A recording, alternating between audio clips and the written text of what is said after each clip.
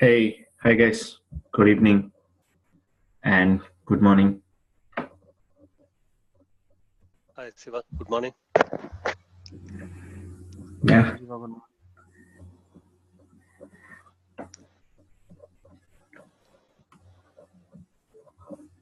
think someone is on video. Sunil, I'm turning off your video. Okay.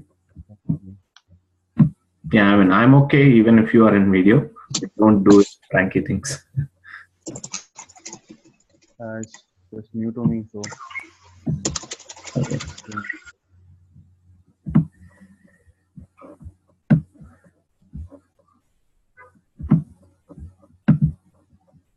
Hi, Shiva. Hey, hi. This is Kalyani. Yeah. Shiva, am I audible? Yes, Kalaivan. Yep. Yeah, Shiva. Thank you. Okay. Yeah, let me give 2-3 more minutes. Okay. Let the people join and get settled down, and let me test with everyone whether they have any audio issues or not. And if everyone is fine or not, then we'll get started with the basic stuff. Okay? Yeah, Shiva. Okay. Yeah.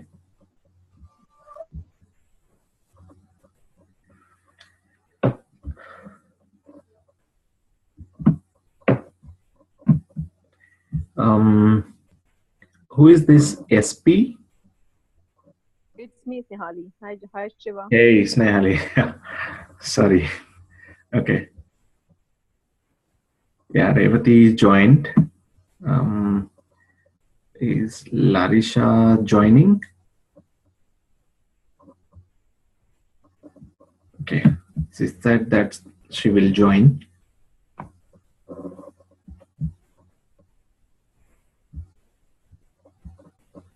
Okay.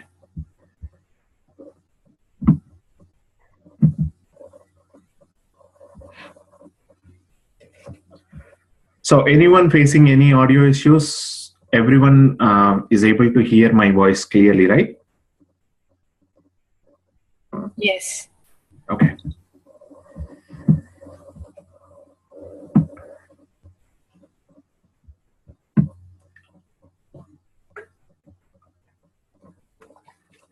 I think Jagdish, you joined only audio. I don't think you No. I join audio and both screen share also. Oh, okay. But somehow I can see only the audio symbol in the meeting here. Okay. Okay. Yeah, as long as you join both. Yeah, I'm fine. Okay. Yeah. Sure. Okay. Yeah. Okay. So first of all, very warm welcome to all of you guys. Thanks for trusting, and thanks for reaching out to me.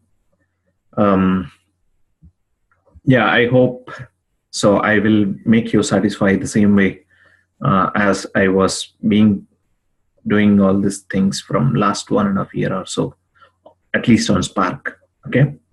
So on Hadoop, I have been taking almost more than 2 years. Even Snehali was experienced this, Snehali, Revati, and this. So these were my initial kind of trainings. Okay. So I'm glad that again they still remember me and coming back to. Okay.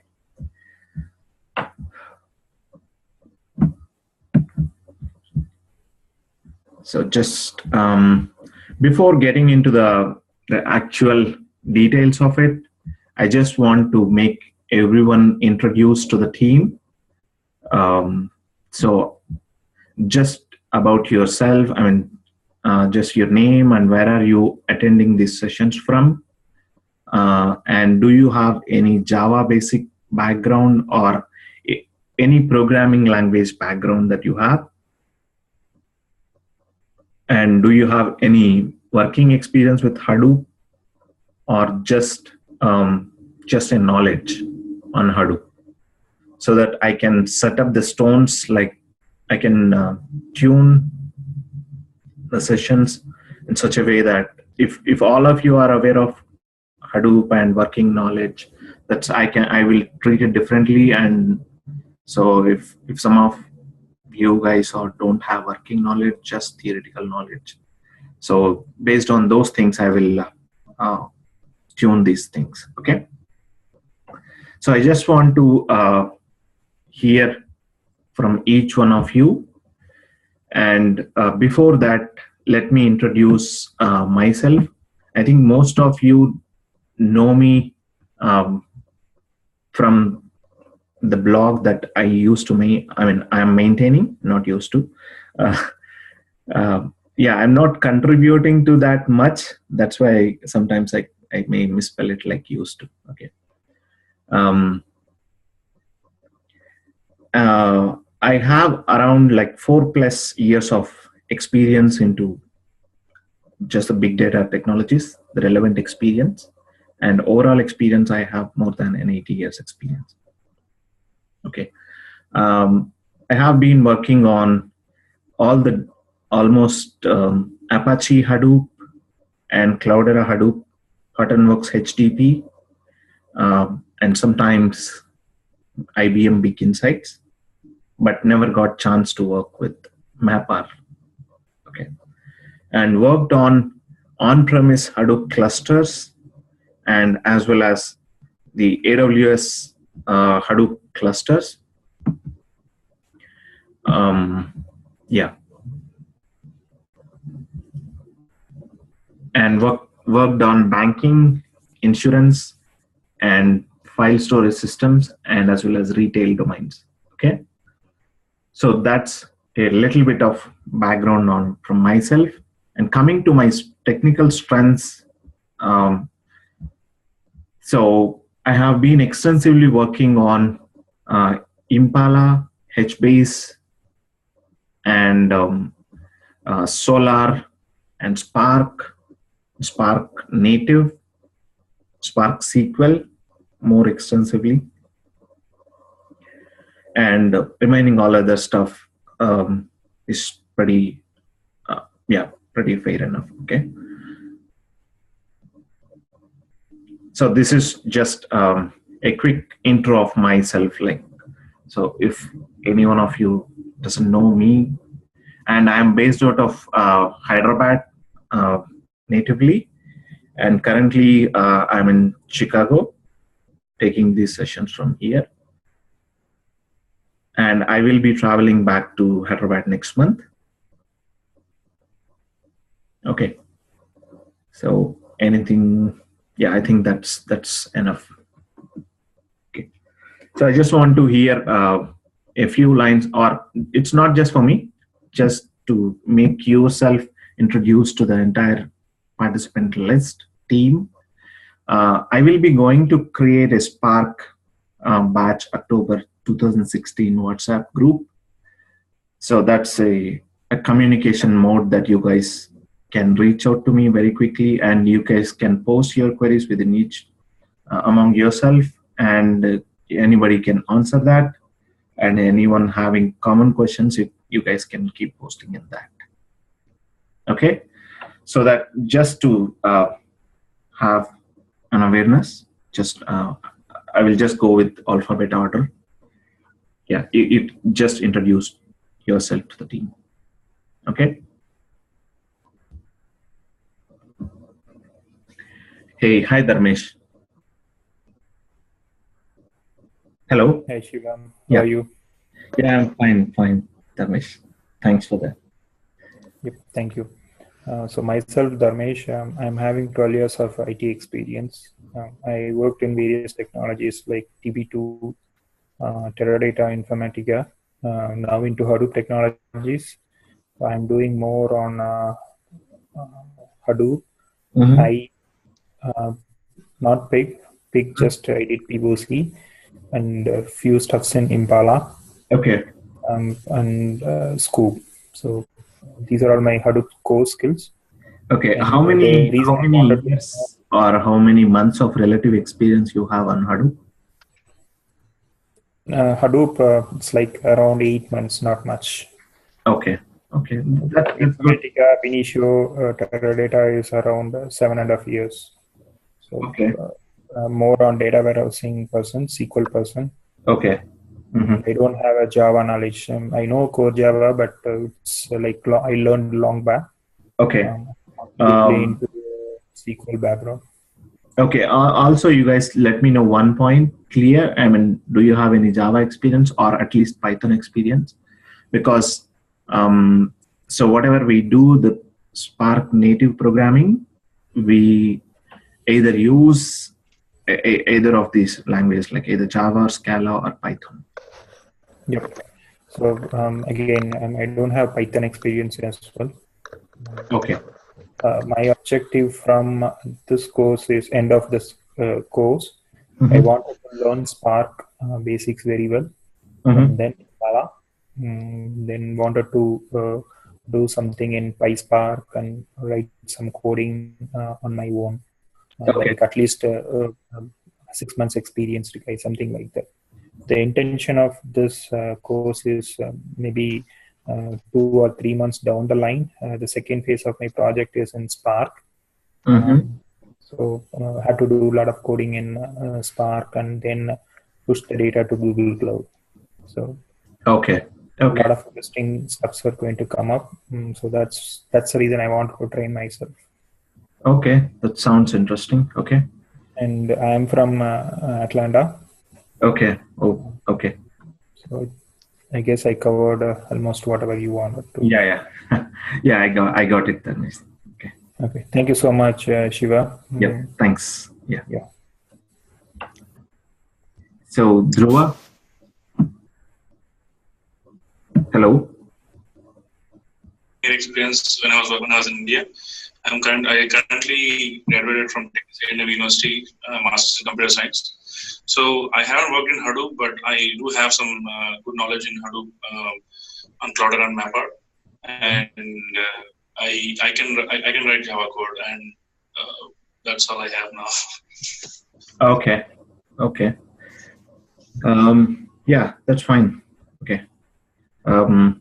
Hi, Jagdish. Hi, Siva. This is Jax here. I worked around 12 years on ETL and data warehouse side. Last 2.5 years, I'm working on Hadoop and ETL. Okay. You were in Bangalore, right? Yeah, no. Actually, I'm from Toronto, but I was in Bangalore. I'm from Bangalore, actually. Okay. Yeah.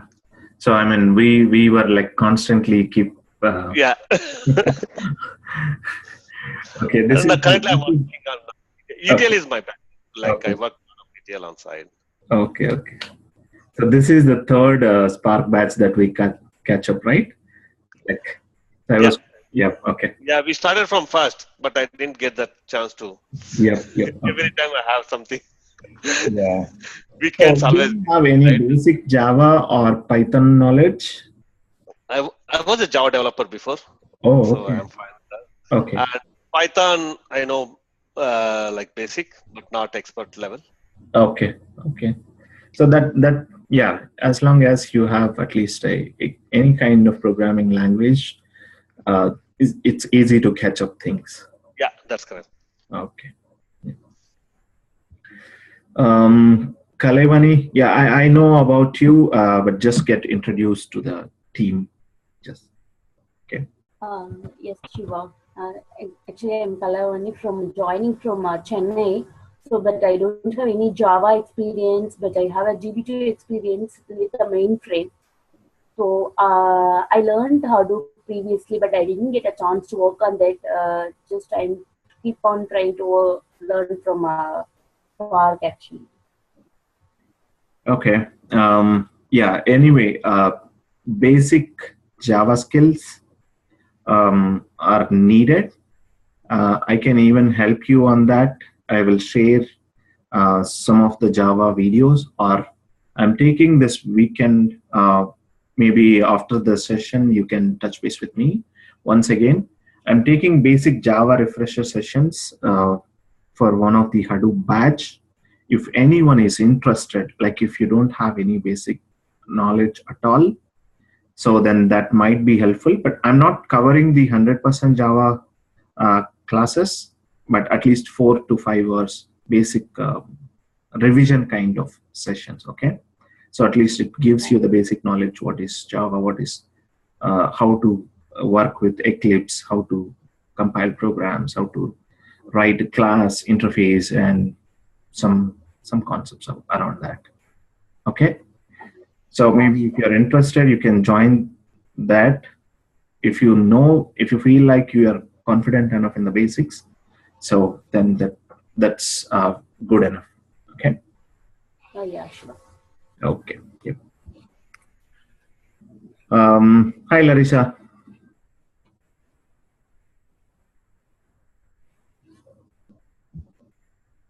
Hi Siva, how are you?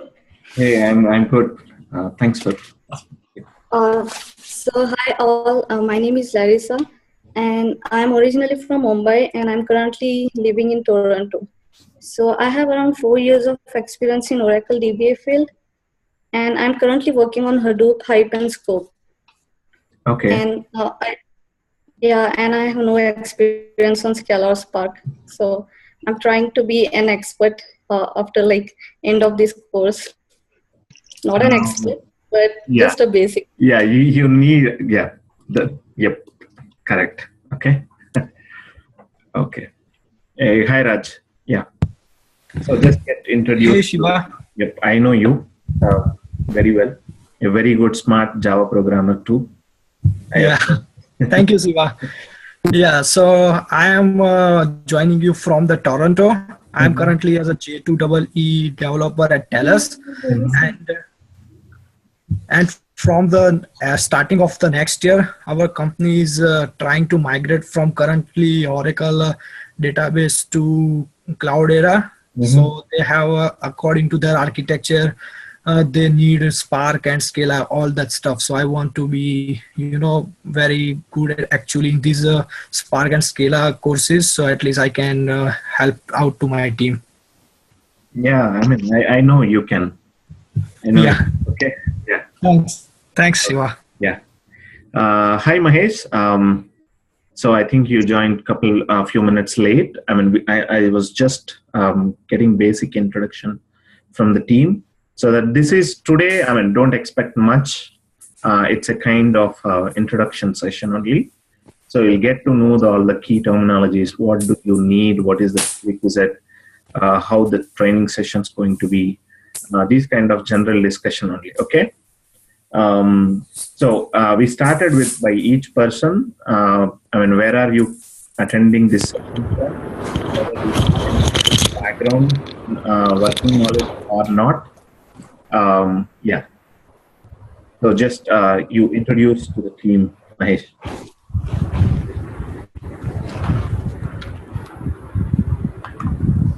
Hello, Mahesh.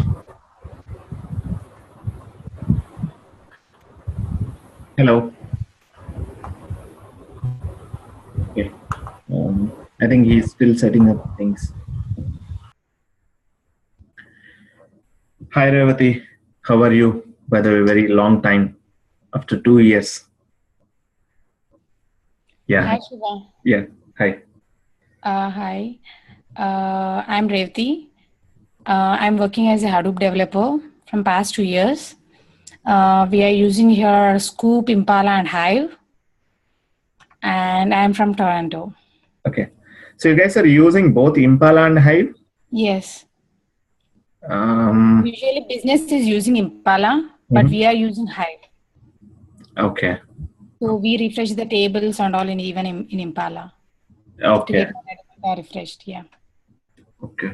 Yeah, I don't find any reason if you are using Cloudera. Yeah, we are using Cloudera for Hive. Yeah, as long as you are using Cloudera, I don't find much reasons to use Hive, unless until, I mean, there are limitations of Impala, which Hive supports, but Impala doesn't. Yeah, that's up to like your architecture's designs decision. Okay. Yep. Okay. No problem. Yeah. Hi, Snehali. Hi. Hi, Shiva. How are you? Yeah. Hi, everyone. I'm Snehali here, and I'm also from Toronto. And I've been working from like last 2 to 3 years in Hadoop as a Hadoop developer. And we have a project coming up and we need Spark and Scala for that.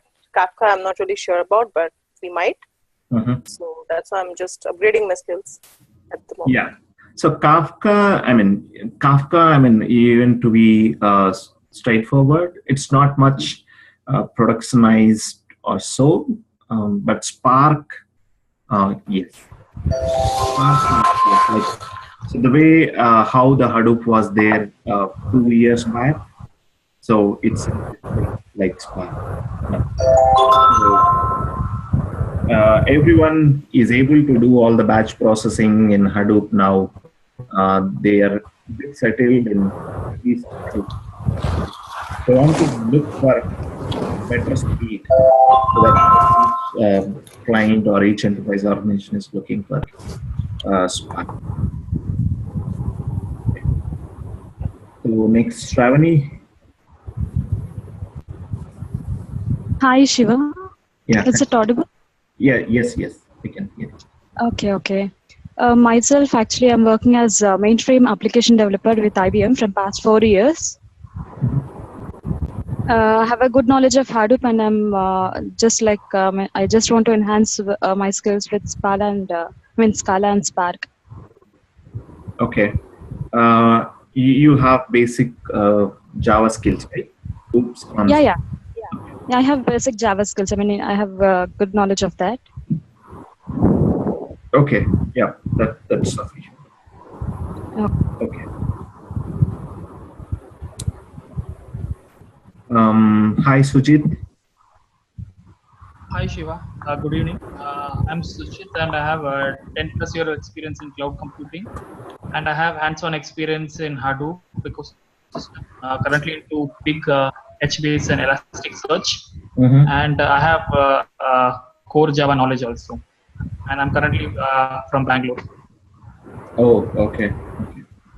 So you have HBase and Elasticsearch combination. Yes. Okay. Hi, Sunil. Hi, Shiva. Yeah. This is I have 7 years of IT experience in this. Earlier I was Progress Storytel developer with Unix scripting. From last 2 years, I'm working in automation testing with Selenium and Java, and also from last 6 to 8 months, I did some POC in Hadoop. And basically, I worked on Hive, Scoop, Room. So not a real-time project, but on a Cloudera machine, I did some POC, and now market is looking for the Spark. Everybody is asking for the Spark, so I thought to have learned that, so that I'm based in Gurgaon. Okay. Yeah. Okay. So I think there are like 3 or 4 guys who have real-time experience overall in the list. And if you guys were like struggling from long back in providing the real-time projects in the interviews, mostly for you, maybe Dhruva, Kalaivani, Shravani, and Sunil, right? I can even share some of the Hadoop real-time project, the discussions that happens with my Hadoop batches. Keep attending them, interviews with at least with the help of them. So you should at least put an end-to-end project. Okay. So end-to-end project, at least integrating 3 to 4 Hadoop tools, then only you can impress your interviewer. With just your practicing on your quick start VM may not help you, at least in cracking the interviews. Either there should be someone who can show you what's happening on a real-time cluster. You should have at least a basic look and feel. How does they look like? Otherwise, they will easily catch you guys. So since these days, like from the last 2 batches, so it's becoming, I'm observing that earlier batches, people were easily immediately after the training, maybe 1 month or 1.5 months, everyone posting me that I got the job. But now these days, they're asking a lot of questions. And again, they're coming with all real-time scenarios. So what's happening, all this stuff, okay? For others, no one is in a need for impressing any interviewer because you guys are already working in Hadoop and you just have to enhance, brush up your skills on Hadoop, Spark as well. That's perfectly fine. That's good. For you guys, I can, I will give you some real-time project explanations as well. And any case, if you need any help in the Hadoop project explanations or interview support, even on that, you can reach out to me, okay? Yeah, I think I spent a good amount of time in just introduction itself, okay? So let me move on to topics. So I don't need to spend any time on this slide, like what's big data and how much size generally we deal with this kind of, let's not talk about these generic slide keywords or definitions. Generally in any enterprise organizations, so whether they have big data or not, these days, big data become either their need or it because of hype, or they really got impressed with its characteristics.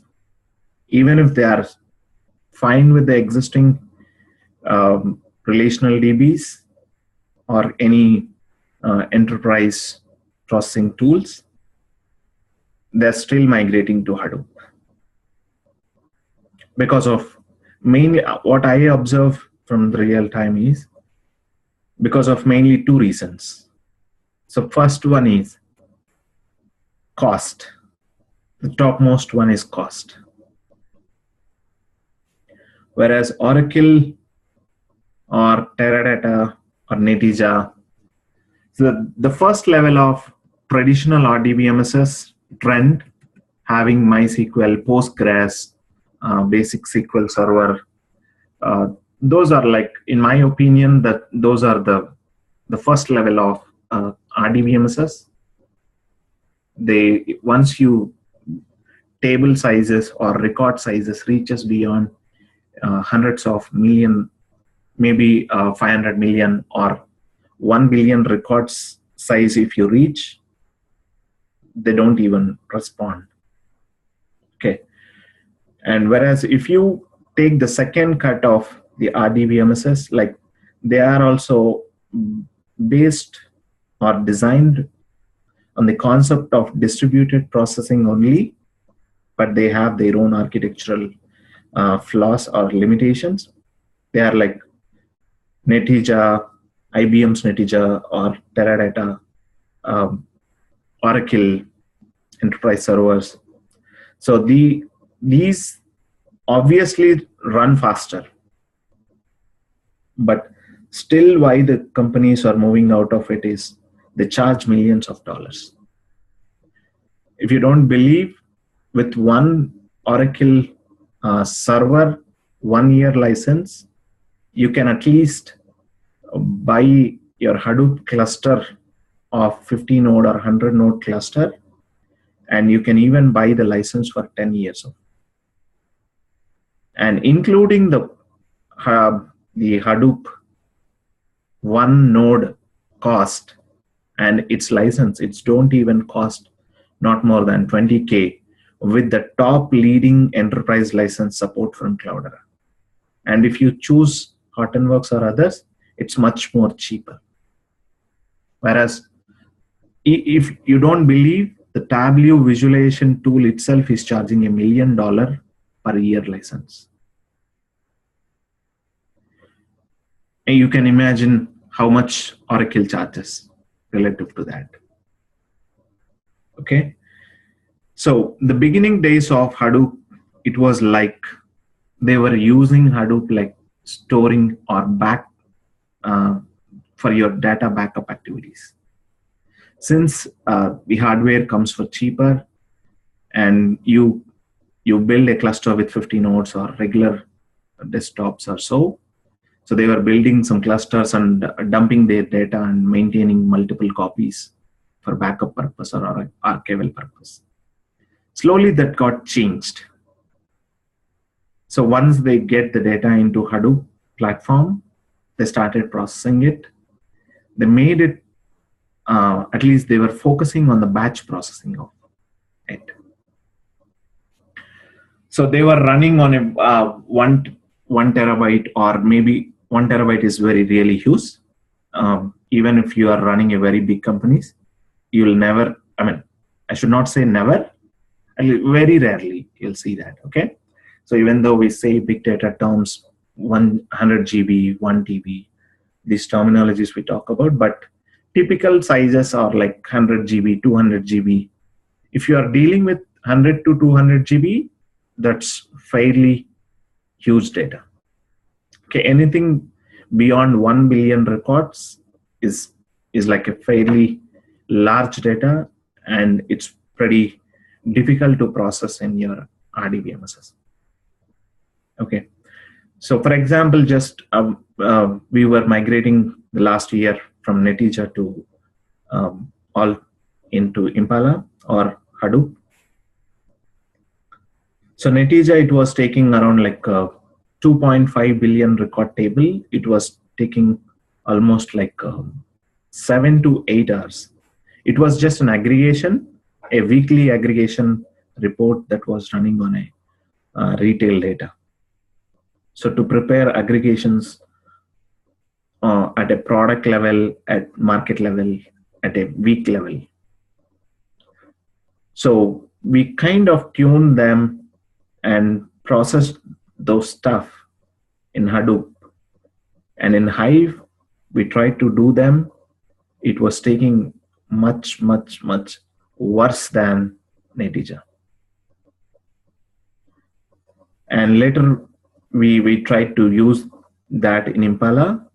It was taking almost like 2 to 3 hours. It's far better, almost like 3 times faster. They have their own pros and cons. I just want to bring in a context. How did we end up with Spark, and what's the need, and how it became like a unique, or why are we giving that much importance to it? Whether they know it or not about Spark in detail in any project, they keep asking like we are trying to move to Spark. Okay, so the main reason is it's a speed.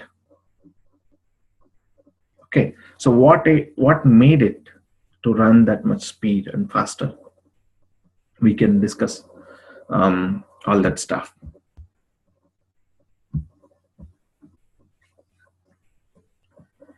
Okay, so coming to this, if you want to process any huge amount of data, obviously one machine cannot process that much of data. So one single worker cannot do that much work, whereas a team can do. This is on the same concept, the distributed processing systems evolved. So the first cut were like Teradata, Netezza, all these things. They have their own hardware or the custom software limitations for them, and they have their cost reasons also, because of which people are trying to migrate to looking for other options. And then, so we got the Hadoop around 2008 or 9. Slowly it got started, and from around 2010 or 11, I think at least 5% of the companies started using that. And even though we say it's, of course, open source, it's still open source. The software is free of cost, but everyone goes for enterprise license only. No one uses plain Apache Hadoop, because even though you get it for free, if you're stuck in production because of any priority issue, and you can't wait in the forums, open source community forums, you can't wait for someone to answer your question. So because of that, everyone prefers enterprise licenses only, and one of the leader in that space is Cloudera. And Hortonworks, yeah, even it's competing very well with Cloudera. And so we do say commodity hardware, but in real time, coming to reality in any company, you'll never ever see commodity hardware. Okay, so these are like, again, a beefy servers.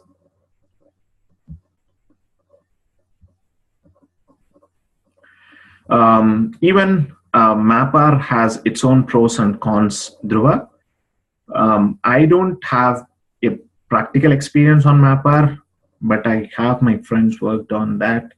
But I didn't hear much exciting or much pros about it than Cloudera or Hortonworks. They didn't like it. That's the opinion that I got it from there. Because of many reasons, it uses its own file system. It doesn't use the HDFS. It's similar, based on the similar concepts, it built its own Mapr FS framework. Okay, and it has its own, again, like, it's a trade-off, right? Yeah. So the file system underlying that was that. Okay. So, but Hadoop was mainly the processing part of it was earlier we were using MapReduce 1 architecture. So whereas job tracker and task trackers, but it couldn't able to scale much, and they introduced Yarn, where they separated it out. They separated resource management from the processing part of it. Okay, they made it as 2 layers.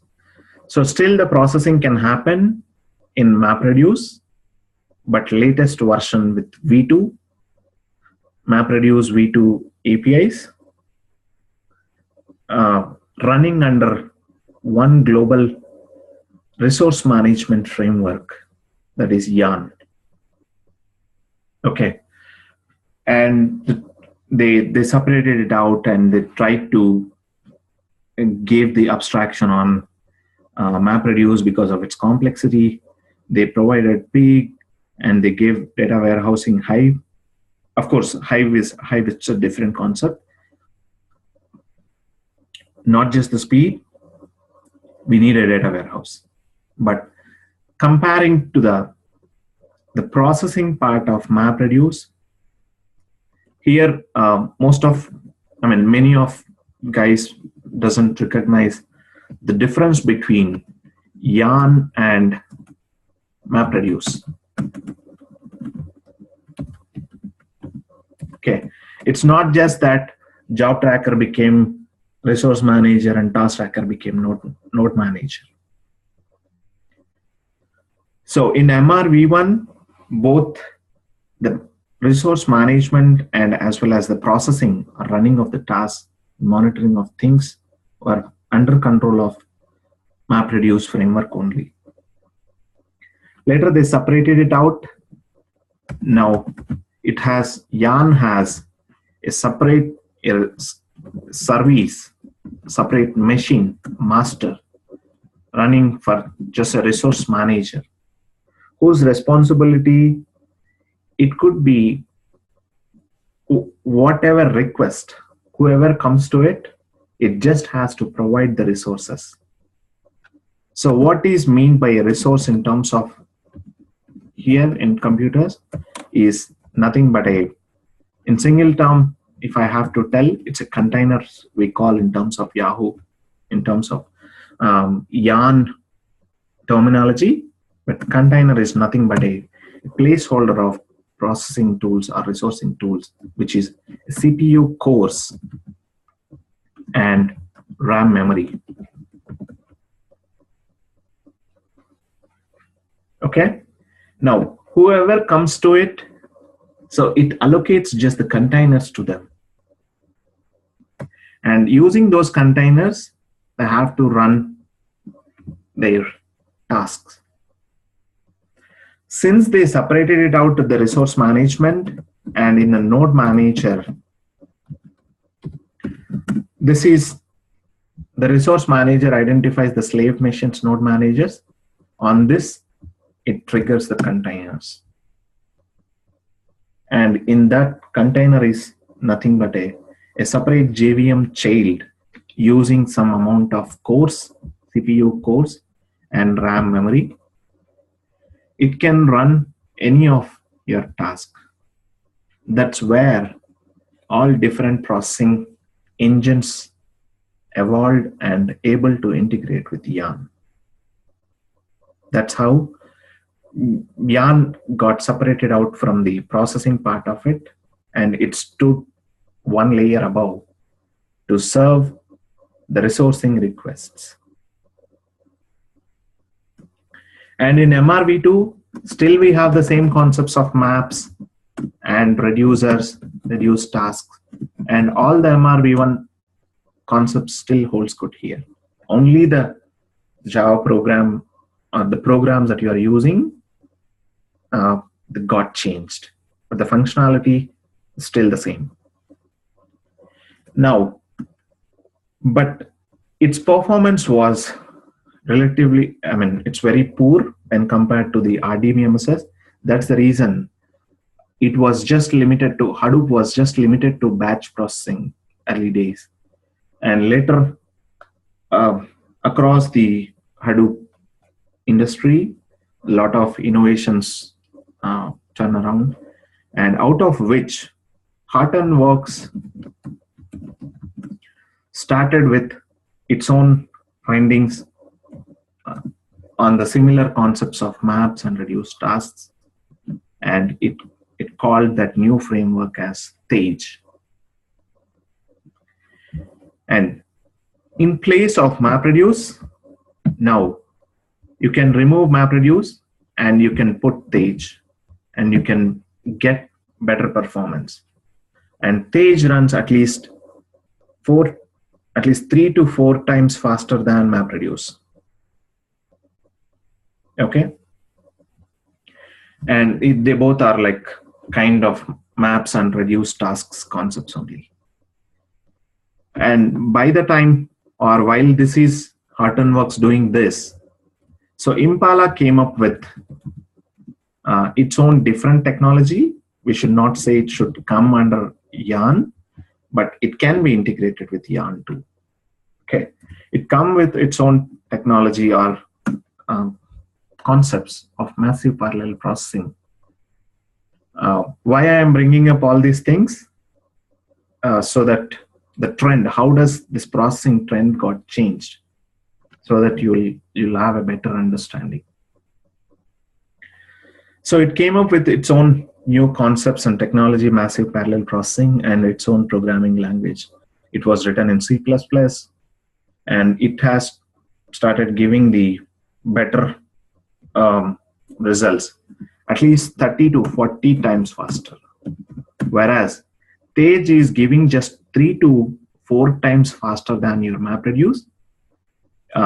Your Impala started giving 30 to 40 times faster than your MapReduce chops. That's where the Cloudera got shined in the market. But it was not open source.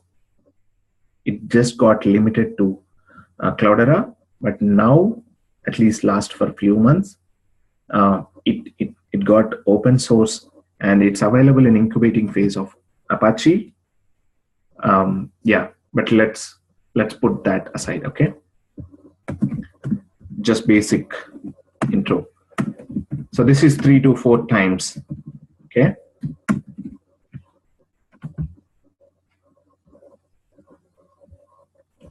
So can we run Impala in Hortonworks?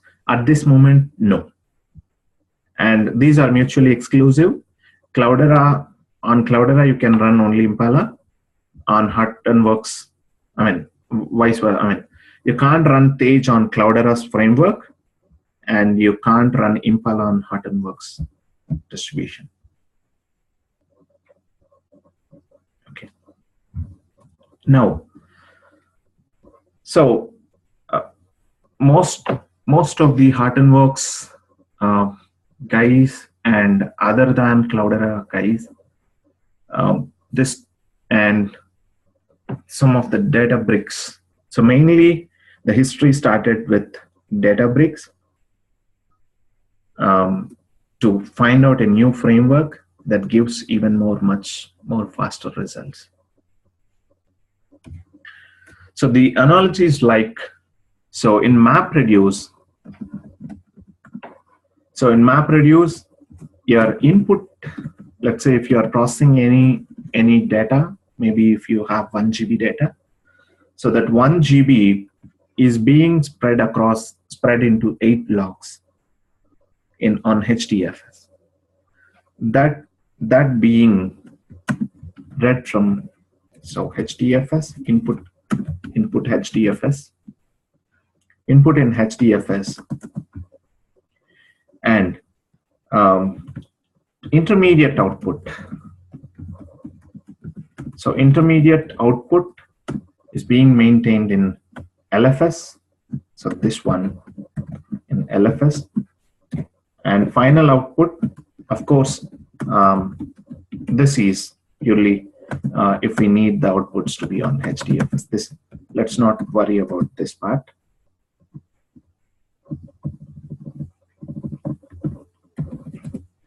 Now your input is in HDFS, and you read your HDFS blocks one by one directly from HDFS in MapReduce. Okay. So that's your input is being read from HDFS, and intermediate output is being written to LFS and being read from there. So because of these two file systems, there was a lot of I/O time that was taking based on the analysis. Then Impala came up with options on, it can still read the data from HDFS, but it started using the intermediate output inside RAM. Intermediate output, it maintains in the RAM itself. That's the reason. Of course, the output, let's not worry about it. Anyway, we need output to be on HDFS or just a results, okay? Whatever it is, just display on the screen or something. So just by making the intermediate output to be stored on RAM, it achieved this much of speed. And it's still reading your data from your HDFS directly. And if you remember, even in MapReduce, if you have to read two files, one is in HDFS and the second one is if it is small enough to store in distributed cache, meaning the RAM memory of the nodes, then the programs run faster.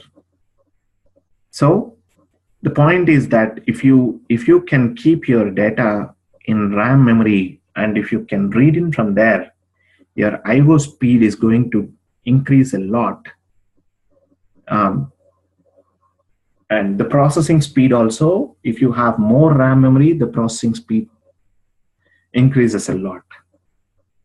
The speed is proportionately to the RAM memory or main memory that you allocate. So that's when the Spark came up with its own thoughts on, let the original data be present in HDFS blocks, but while processing, it loads all the blocks into RAM memory. While processing, the data gets loaded into RAM memory. Once loaded into RAM memory, from there it reads. So initially your input data is in HDFS. So if you want to process that entire, it gets lifted and shifted into RAM. And then even the intermediate data is being maintained in RAM memory, and the outputs being written wherever you want. Whether you want to display them on console, or you want to display them on the, you want to write them onto HDFS. Either that's your wish. Now, all these are processing engines. Since they process the data, they are processing engines. And one good thing is that your yarn became an independent layer, and it got separated out from the processing. Now you can, there is a bit of Tej concepts also maybe. I mean, it was also using more or similar to MapReduce only, but because of its optimized maps and reduces concepts, it made it like 3 to 4 times faster. But no matter whatever your operating or the processing engine is, you can run under the same resource management framework. You can integrate with them very easily. Okay, on Impala, I mean, I don't talk much about this integration Impala with Yarn. If you run Impala by its own resource management, it runs more faster. But the resource management has its own pros and cons. Let's not go into that route. Okay, let's not get deviated that side. So what I'm trying to say is, your Hadoop is built in such a fashion that some people are in a, or they have a question, or sometimes they ask me that, so since Spark is now more popular and everyone is asking about Spark, should I learn Spark or should I learn Hadoop? Should I go for Hadoop or should I go for Spark? They are not like a options that you can choose only one. So you have to use Spark, and using with Hadoop is the right combination, because you have a very good file system that supports in Hadoop, that is HDFS. You can store any size of files, whereas if you maintain your file system, of course Spark supports the other file systems like LFS, local file system also it supports, and it supports S3, it supports the cloud space S3 bit buckets or S3 buckets. It supports the NoSQL databases, HBase or Cassandra or all this stuff. But I mean, as long as we are talking about HBase, it's again like HDFS.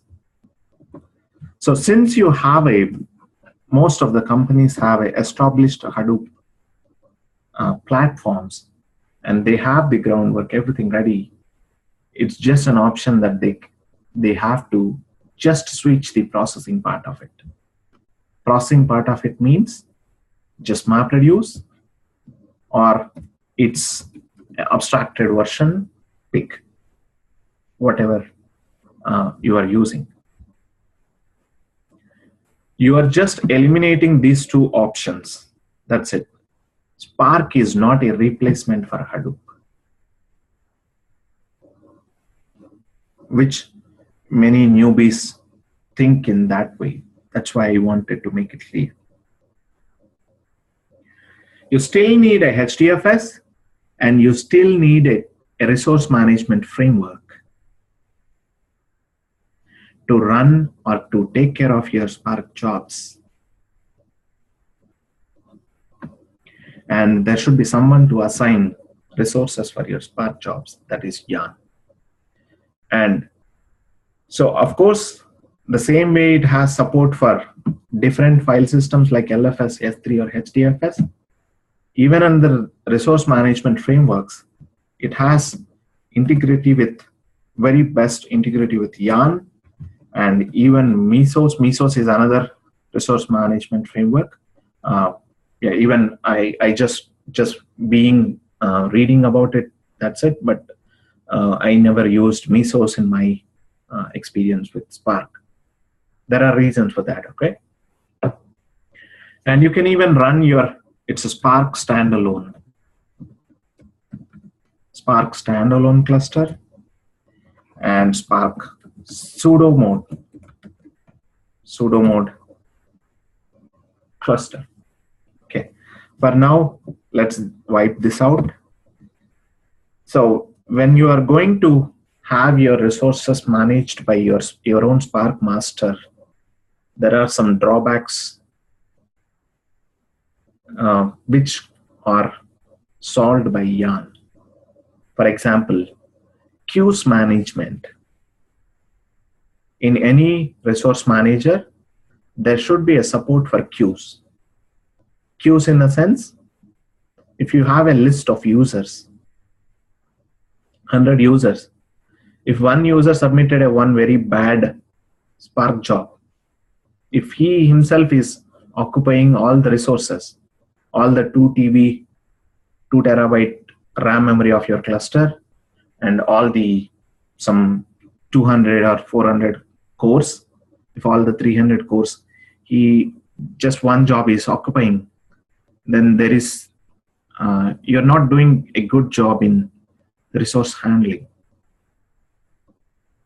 So that's why Yarn provides this queues mechanism.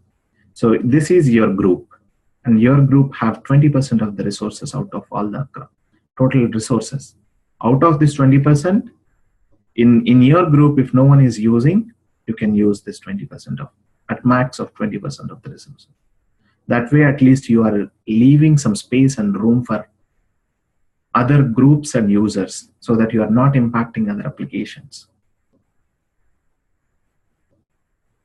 So because of all these reasons, real time, it got shined with the more integrity with Yarn and HDFS. So this is the combination, Spark on HDFS under Yarn framework.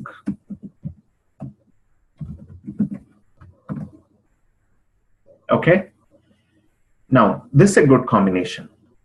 Now, coming to the programming language, which one to decide? Unlike your MapReduce, MapReduce has its own limitations that you can write only in Java initially. Later, it came with Hadoop streaming concepts where we can write in shell script or Python or Perl, all those things. But streaming is relatively slower than your Java MapReduce streaming.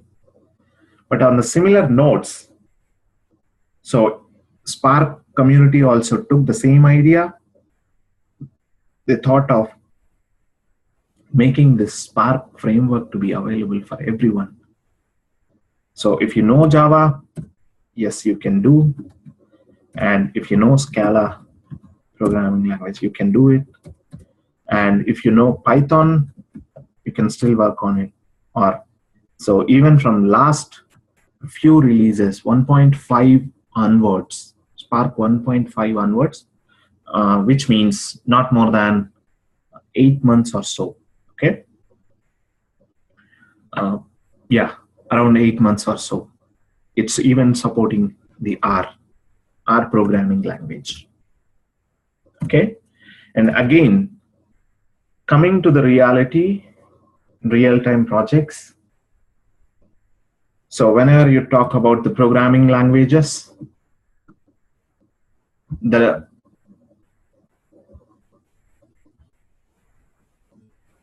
problem, Bhagwan. Okay. Yeah.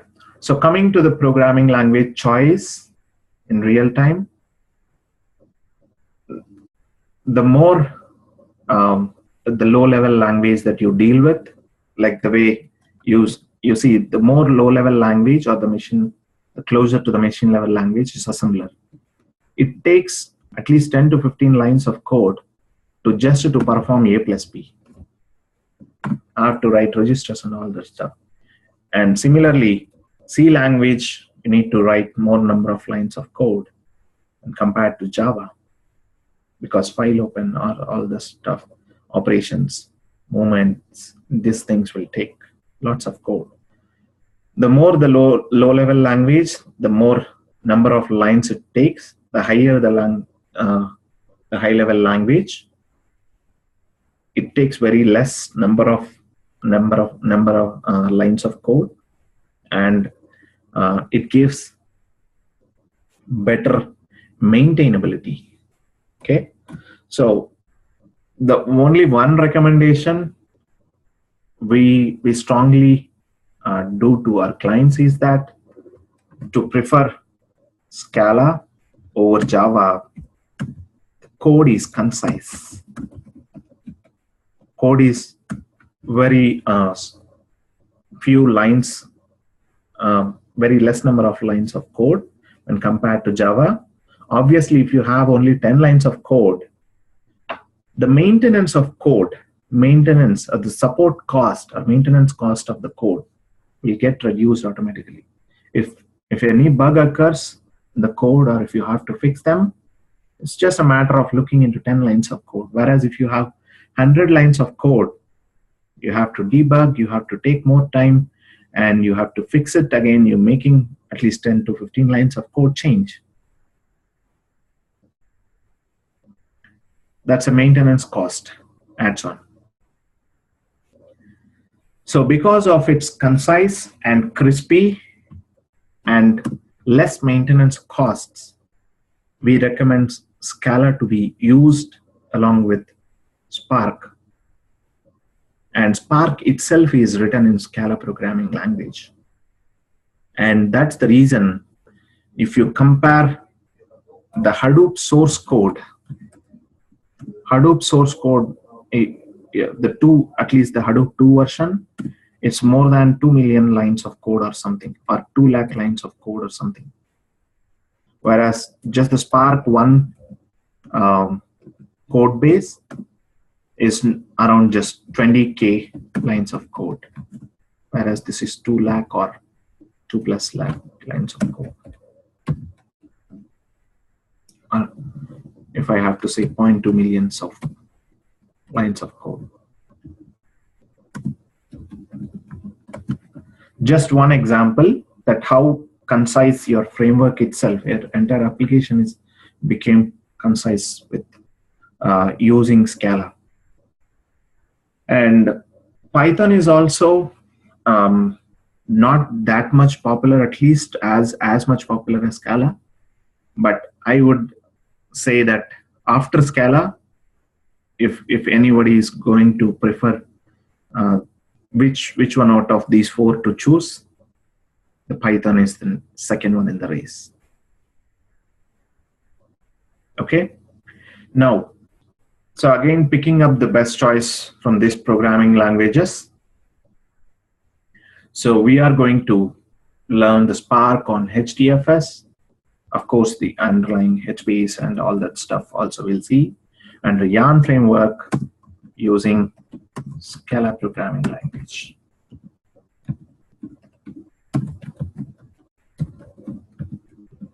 Okay. This is our target.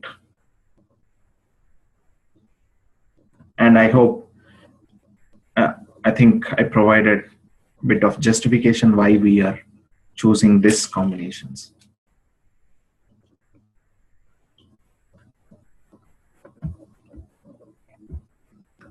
Any questions so far?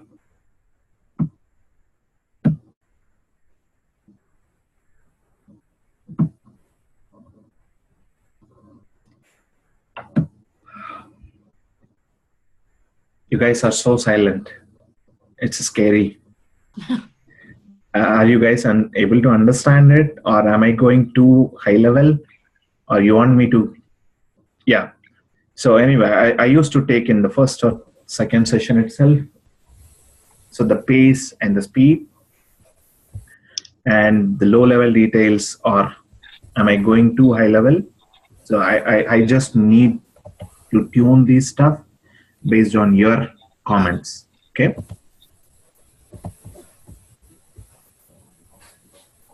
Shiva, I have a question. Yes, Dharmesh. Yep. Okay, so the HDFS HBase is a storage here, and the Yarn framework we are using Scala program. It's equivalent to Java MapReduce code. Yep. Okay. So again, if I want to process the data from any RDBMS, I have to use Scoop and then load it in HDFS and then process using Scala program. That's the best choice I would recommend. Okay. But Spark also supports directly connecting to your RDBMS. We'll see that. I will show you that as well. And mostly coming to the integrations part of what all things you can expect in this course, you will expect Spark on HDFS, Spark on LFS, Spark on HBase, Spark on Hive, and Spark on MySQL, because that's the simplest RDBMS that I can show. Okay. Then yeah, if you are able to connect to MySQL, you will be able to connect to any other RDBMS. The same details. And Spark SQL and Spark streaming. Yeah, and these integrations again, Spark streaming integrations with Kafka. This is our target. And before even getting onto the Spark concepts, we'll spend at least 10 to 12 hours on Scala. Okay, so 10 to 12 hours. So even though I'm telling all this like code is concise, crispy, clear on Scala, but I mean, when it comes to practice, it's confusing also. A little bit confusing if you are coming from Java background. I mean, I should say, or tricky or confusing or something. Bit tough. Okay, so that's why we'll start with Scala slowly. I mean, I will go at very slow pace so that everyone gets onto the same page. But one help I need from you guys, the basic prerequisite for to get started with Scala,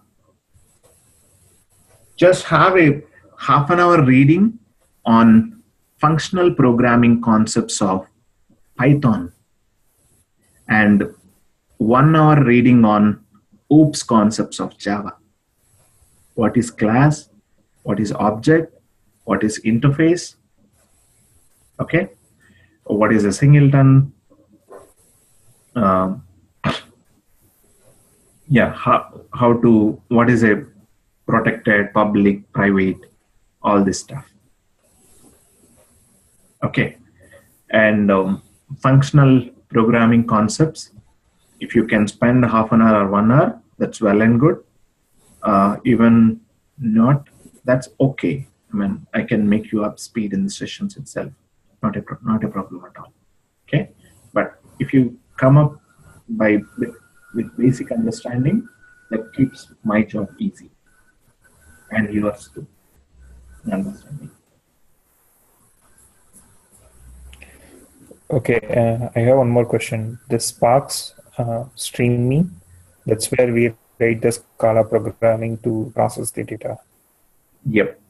In all the, except Spark SQL, of course, even in Spark SQL, the programming part of it, just the queries part of it, you can write your queries in the Spark SQL, which is almost same like your SQL, Hive query language. But still you can even do the programming part of it with the Spark SQL. Everywhere we use Scala. Okay.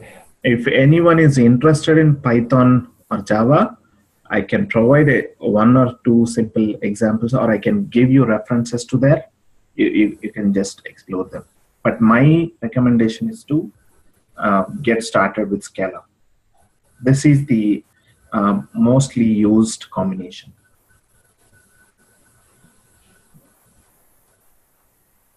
Okay. I do have another generic question. Let's open to everyone related to Spark. If not, I'll come back to that question.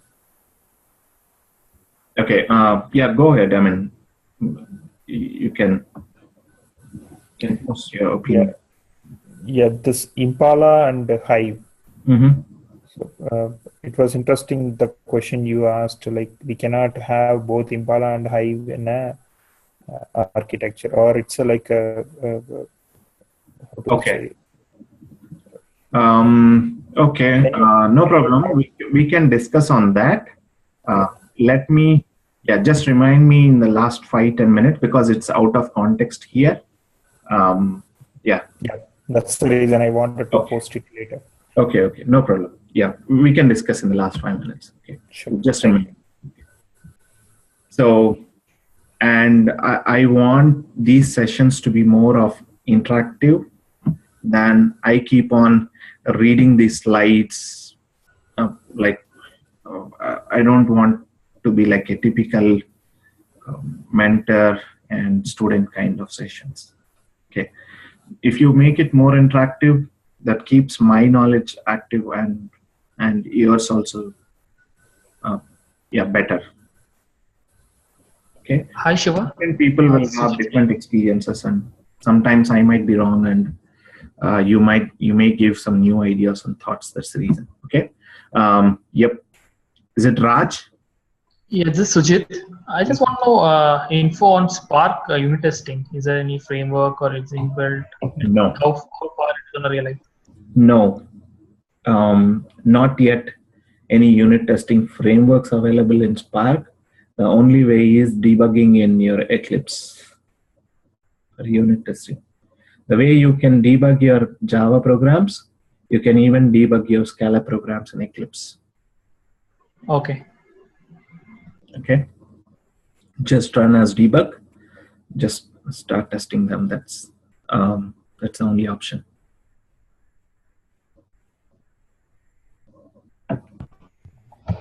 So how this Scala program works, Shiva? Like we have to write a code, then compile and create a kind of a jar file. Yeah. So to give you basic overview or introduction to Scala, Scala is a high-level programming language by taking the best parts of Java and Python. It is nothing but Python is a functional programming language. It has its own features. Okay. And it took those functional programming concepts. From here, it took the functional programming concepts. And from Java, it took the OOPS concepts. And it combined those two, and it resulted in Scala.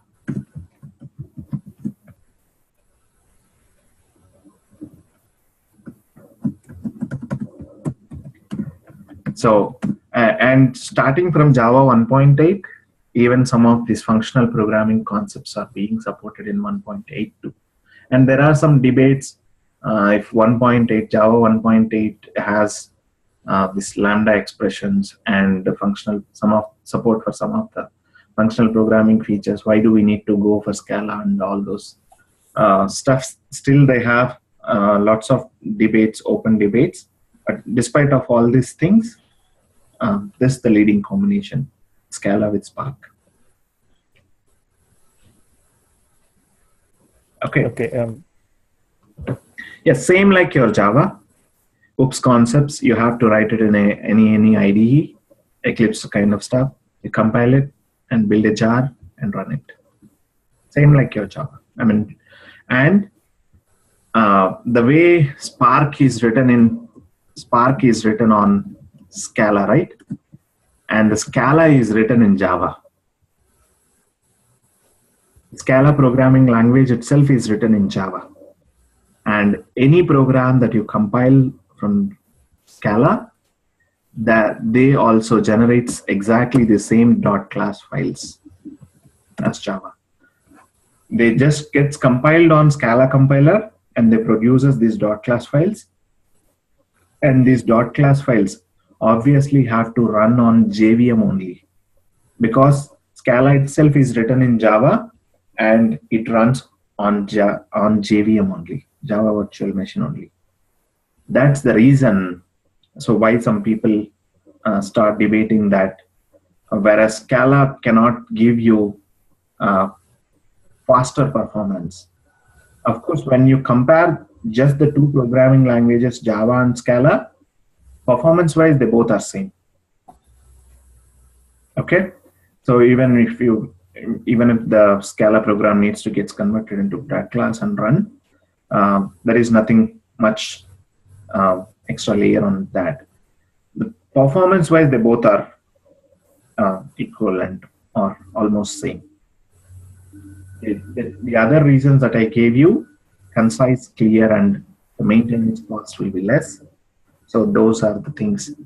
And Spark community has more support on Scala.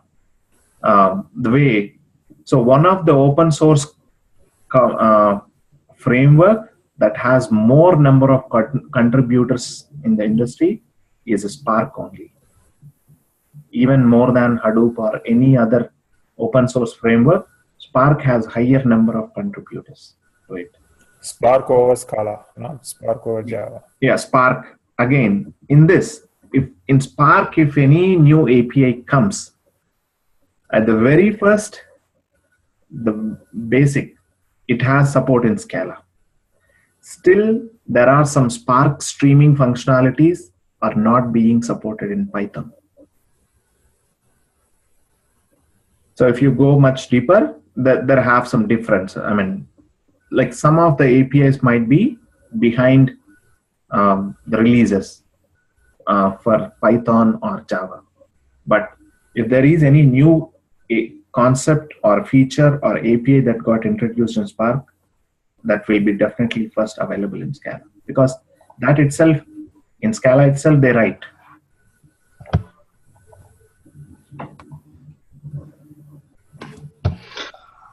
Shiva? Yeah. This is Bhagwan. Yeah. Raghu. Yeah. See, actually, I have seen Spark jobs would be running on scripts itself. Sometime it will be Python script or sometime it will be Scala scripts. Yep. Am I correct? Yep. You can run in a shell mode as well. Yes. So I just wanted to know, I mean, what are the scenarios basically for when I should go for a script rather than writing a class file? The simple answer is treat this like a hive. When will you submit your command in the shell, and when will you write your queries into a script file? Same. Okay. Okay. So some use cases you can also provide. I mean, what I understood here from your point, if I need to do a Spark SQL, then I should go with the script. Spark SQL, do with a script. Yep. But most of the times I would not recommend to go with script. Reasons is debugging and logging or capturing the messages is difficult. You can put it into a Spark shell and write the commands and run them, but that's not a good option in real time. So we put the logic into a Spark application, build a jar file out of it, and submit it through the Spark submit. That's the best option. And your shell option is only for your testing purpose, and any developer will do first development in the shell. They run all their queries or all their programming in the shell first, and they test it. And once they test they build the application and they build they compile it and they make it jar and run it through Spark Submit. Okay, and it's not even like Hive script that you can write Hive -f and providing the script.html. It's not that way. Okay, you can't do that with Spark. Not like Spark shell -f and provide some file. The shell is given just to practice your queries, run your queries. So okay, you are telling me like the script way I cannot run from command line. Yep. So I have to write and run Scala script in a shell itself. Shell itself, correct. Same okay. Like okay, and now I understood. Yep. So because I was not aware of it. Yep. So that is the limitation. Basically, then how can I use it in my development? It's not possible at all. Yes. Okay. So for any Spark core also I have to write in cell. I mean I have to test in cell. Then I have to build application for the everything. Spark core also you can test at least the bits and pieces of it. You can test in shell. That's how even we do. Okay. Instead of writing directly in the shell and writing in Eclipse and making it jar and doing this. That's one of the drawback that I feel for MapReduce, because we have to write all the components and then combine, build jar and run it on the edge node. All that I agree. Yeah, here you don't need to do that. First, you can build the core logic, whatever you want. You can directly test them, directly read your file from the shell, and start implement your base business logic, core business logic, and then put a wrapper around this and make it a jar. Okay, so is there any chance that we can get to know Python also? Because what I have seen in this industry, when there is a small projects which come, right? I mean, I have seen some projects which they have converted from basically Hive into Spark, not Spark SQL, Spark core. Okay. So the Hive scripts would be converted into Spark cores, not because they are not getting the performance out of it. Correct. So even they go with the Spark SQL, they are still thinking like it can be optimized. So the project would be only for 3-4 months. So that is the reason they are choosing Python over Scala, because it is easy. I mean, they might have. I mean, as I was telling you, right? I mean, so in this race, Scala is the first one. If anyone has to prefer other choice, the next one is Python only, not even Java. Yeah, because of 2 reasons. So other than Java, the most popular language in the IT industry is most popular programming language is Python. It's very simple. So is it anything like you have so that at least not the book? So book, it's very difficult to read and go through it. Do you have anything like which would help in quickly to grasp the Python knowledge? Python knowledge with so what I would recommend you is first you start with Spark and Scala, and you first learn Scala first, the functional programming part of it. Then you see programming Python programming language, some references, or just the same Python APIs with Spark. You'll find they both are very similar. So Python also I have to write in a script, or I have to write in a application itself? You have to write it in application itself. So you can give a demo, I mean, at least for 1 or 2, right? Is it possible for you? Actually, I'm not a Python guy. I can do that, but building application, that I'm not sure whether I can make it up or not. But I can show it in the Python shell, same like your Spark Scala shell. We have Spark Python shell where I can show you example. That's fine. Okay. Yep. Yeah. So making it application and like a dot, you have to store them in .py files and then submit it through Spark Submit, and that way. There is no compilation concept of it, but you have to write them into .py and then submit them through the Spark Submit. Okay. So that part I might not be able to help you, but I can give you 1 or 2 simple examples in Python. How does they look like in Spark. Okay, that would help. Yep. Okay. Yeah, and again, like in here, since you have these many languages, so one good thing with so Scala or Python or R languages, you have a shell availability for these languages. You have Spark Scala shell, you have Spark Python shell, and you have even for R language, you have shell availability, so that you can first test them in the shell, try it out, and then make it application. Whereas for Java, you don't have shell option. You have to write an application and then test it. That's the only option.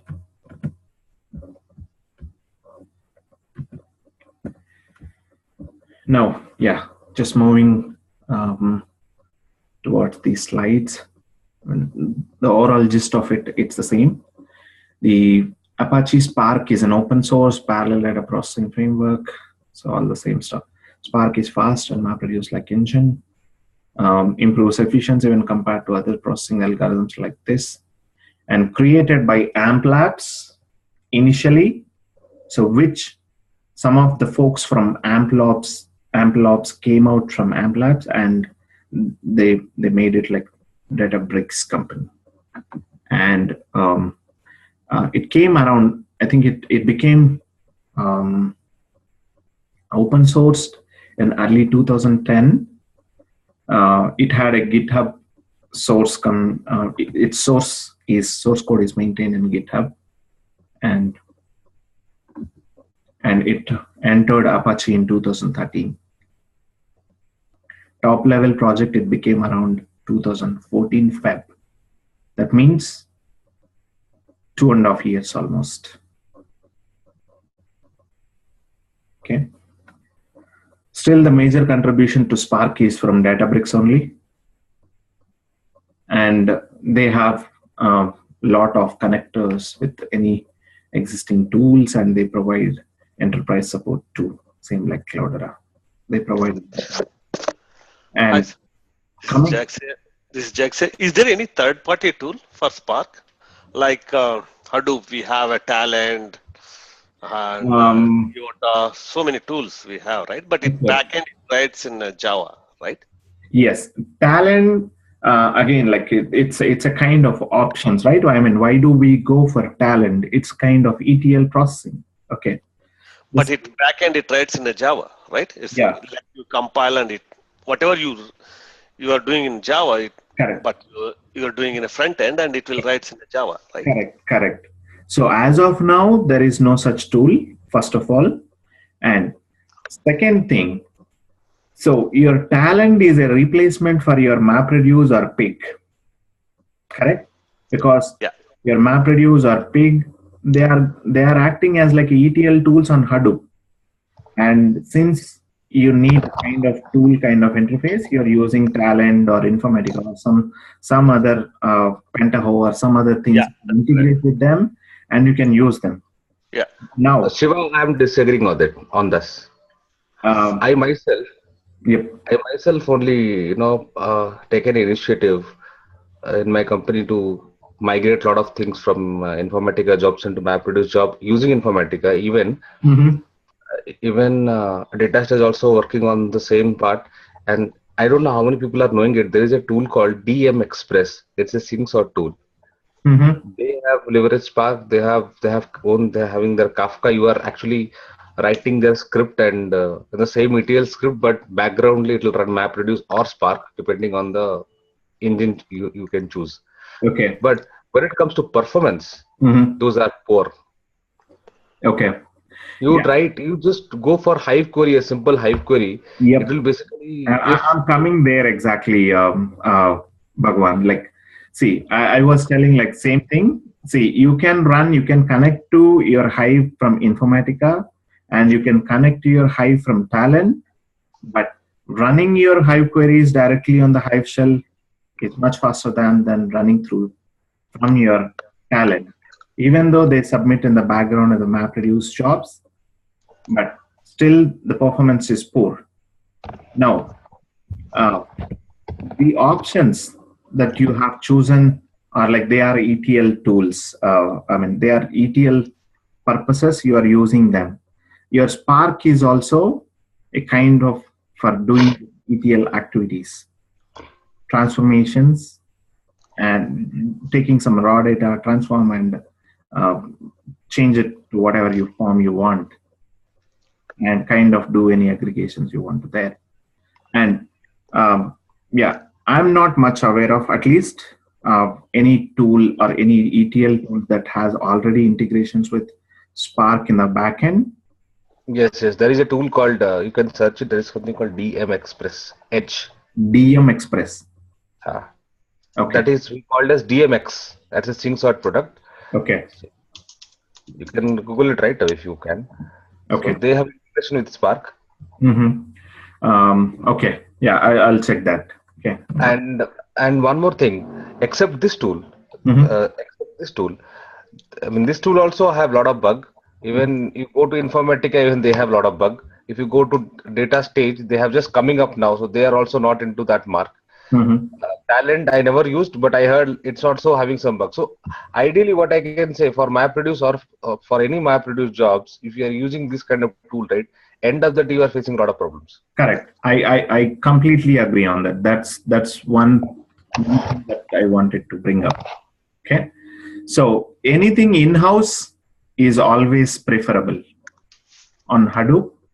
So if you have things always like doing in-house within the Hadoop ecosystem is always better. Having one more layer on top of this, since Hadoop itself is still in a growing phase, not completely matured like Oracle or something, these kind of tools are even more buggy. Okay? Yeah. Okay, so the conclusion is you have to start programming as well, Jakes. Okay. No, nowadays, a lot of tools are coming. Of course, you'll get. You can save time on writing a program and keeping a track of programming and all that, right? Correct. It takes time, but sooner or later you'll definitely get. Yeah. You'll definitely get. Okay. Yep. Okay, sure. So there are a few other points that describes from this slide why enterprises go for Spark because of these many factors like speed. Obviously, in ideal clusters and perfectly optimized clusters, they claim up to 100 times faster, but I haven't seen that much faster in real time. But at least it runs around 60 times or so. That too, if you have configured your Spark and optimized the cluster settings. Okay. Sometimes you may not even expect these things from your Hadoop administrators and cluster managers also. The reason is just lack of knowledge. And its use with multiple languages. You can write in any programming language and you can start interacting with Spark engines. And in one place, you are getting all the tools like for kind of MapReduce programming. If you want to deal with native programming, you can use Spark Core, Spark Native. And if you're a kind of SQL guy, you can use Spark SQL. And for streaming data processes and these kind of stuff, we use Spark Streaming as well. We get there also. Even the machine learning and data analytics part of it can be done with MLlib also. Mostly this will be used by data scientists. But being data engineering side, I never did much on that. Okay. So all things in one place. And it runs everywhere, runs on Hadoop Yarn, runs on Mesos, runs on standalone. and it can be integrated with any of these file system, and it has different serializations. Yeah, not much option to consider here, but either of them will work. This we'll talk more about. So what kinds of serializations? Siva, what is Mesos? Mesos is also kind of a resource management framework. Yeah, again, like I have worked on standalone Spark cluster and even the Spark on Hadoop Yarn.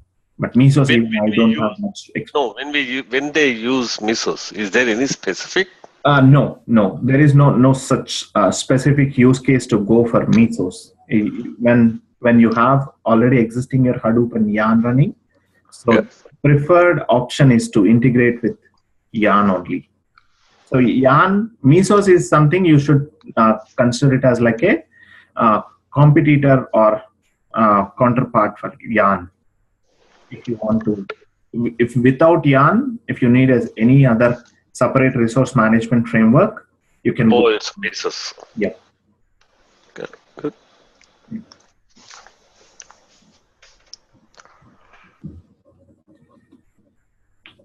Okay, it has integrity with these many tools.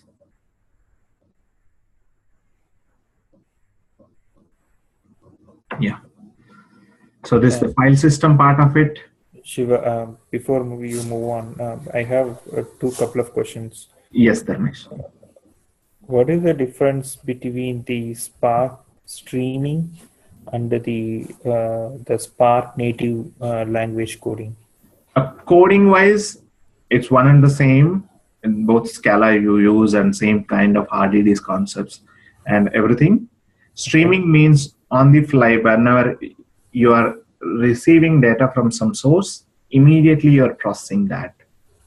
So Spark native means that you are reading from files, rested data, some stored or some rested data, you are processing that. That's a Spark core. And streaming is something that as and when you get receive data, there will be some receiver who keeps on listening all the time. And as soon as it receives, it processes that using the same kind of Scala and RDD's concepts and code. Can you give one example? Like, can I consider the streaming as like Scoop? No. Scoop is like just data transfer. Streaming is something like you are listening to any publish subscribe mechanism, like someone is sending messages to your queues. Okay. You're listening to that queues. Once when you are listening from the consumer side, as soon as the messages come to you, and you just process them. Okay. Before even you storing them onto any file system, HDFS, you just figure out on the fly and do a basic kind of processing, and then push the results to HDFS.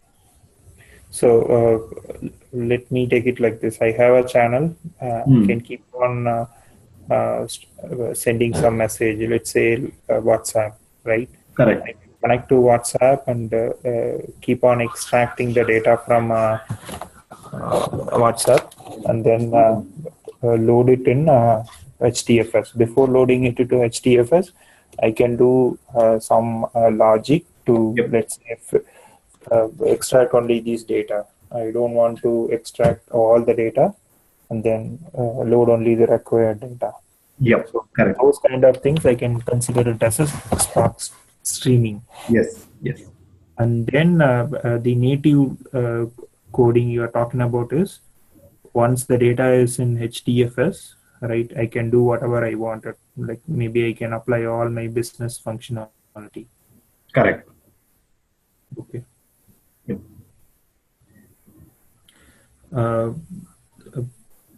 Next question is like the Spark SQL. The metadata, from where it will source the metadata? Yeah, anyway, these questions anyway we'll discuss, like this kind of introduction. But anyway, since you asked, it pulls from Hive only, Hive Metastore only. All right. Okay. Okay. It maintains its metadata in Hive Metastore only. It is tightly coupled that with Hive. Okay. Okay. So it's kind of the loops are not completely closed, but maybe once we go in. Because this is a just a intro, and you're just kind of in the first session. You're, as I told you, right? From the first session, you don't expect anything. Just keep listening to the keywords and get familiar with them. All right. Thank you. Okay. Slowly, the gaps will get filled one by one. Sure. Thank you. Okay. And in the Spark ecosystem, like the core part of it, the engine, Spark core. So everything gets processed as RDDs and some tasks inside them. And we'll talk more about that. Coming to the languages part of it, so all these languages are being supported.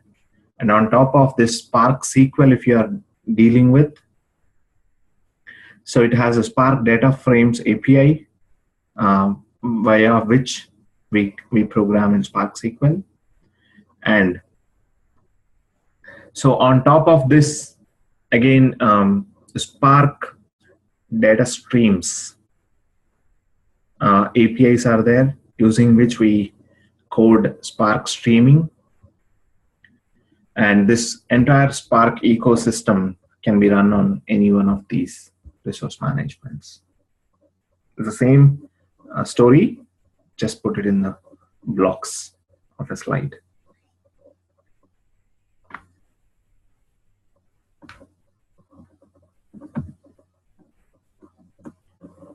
Okay, same stuff. Just stop me if you find anything that you're not sure here. Okay.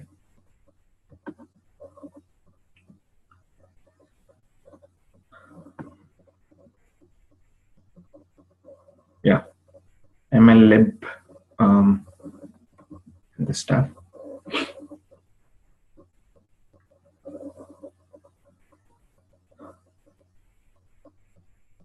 So turning up your processing from batch mode to at least near real time, and we hope it may go to the real time as well soon. That's the Spark versus Hadoop, near real time versus batch. Hours to minutes or seconds. That's the processing comparison. Okay, and you should not think Spark in terms of a file system, like how does it maintains replicas, or you should not think it's completely a replacement for Hadoop. Okay, so on top of HDFS file system, this is a processing framework.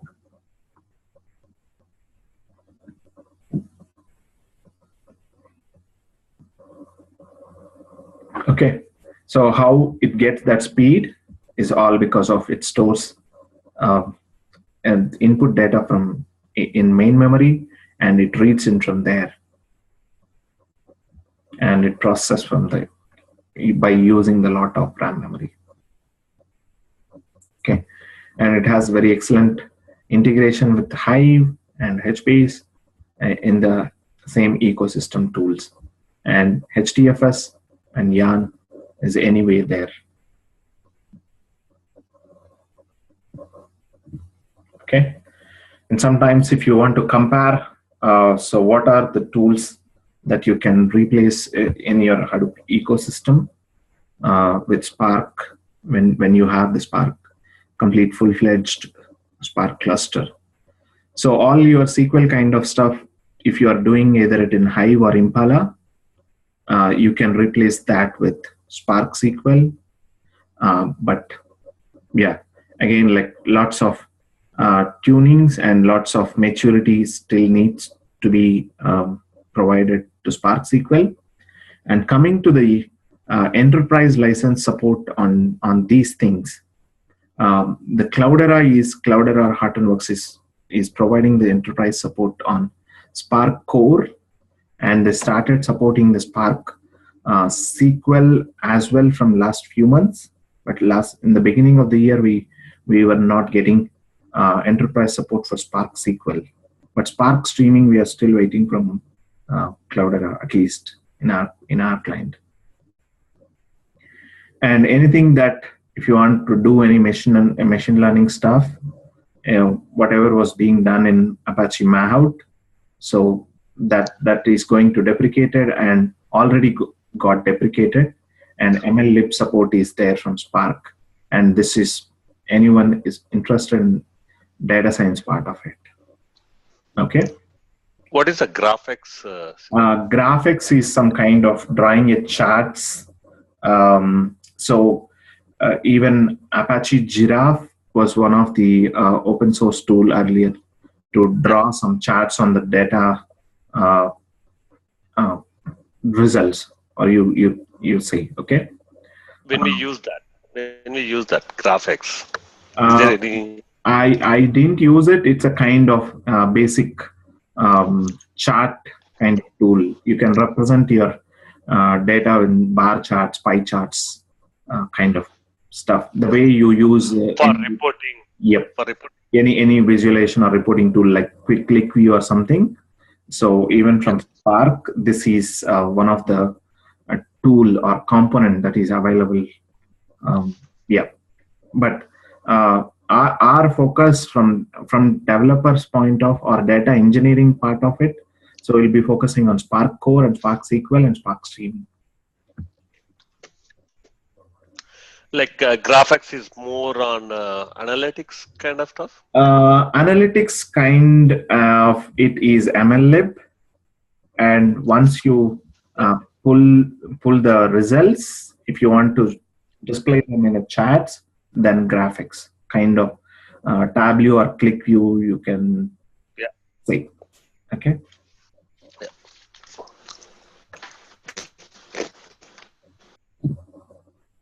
Okay, and compare with MR. I think we are already running out of time. Just have 10 minutes. No problem. Just to showcase like how much the same typical word count program that you might have seen lots and lots of times. The same word count program, if I have to do, I write a mapper Java program, mapper.java program, and reducer Java program and driver, and combine them into jar, and then build that into a jar and copy that into Edge node and run that.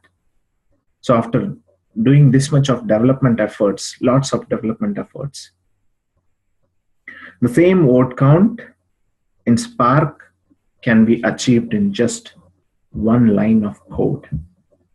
This is just one line of code that you can achieve.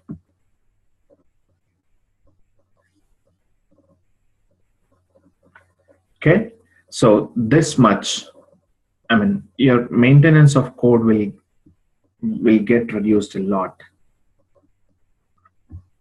And anyway, let's not worry about the syntax, how it achieved it at this moment. We'll anyway first start with Scala, then you will come to know what are all these methods are like flat map, what is flat map, what is split, what is map, what is reduce by key. All these things we'll see one by one. The same when I run the mmap reduce job on my terminal, the simple on very small HDFS file, it took around like 52 seconds of execution time. And whereas when I run my Spark job, Spark output, it just took like 2 seconds, 2.16 seconds. Okay. So generally I used to run this in the demo session and show, but since we're running out of time and crunchy, so I can show you anyway. You'll definitely see this stuff. Okay. So you guys already know that Spark runs much faster than MR.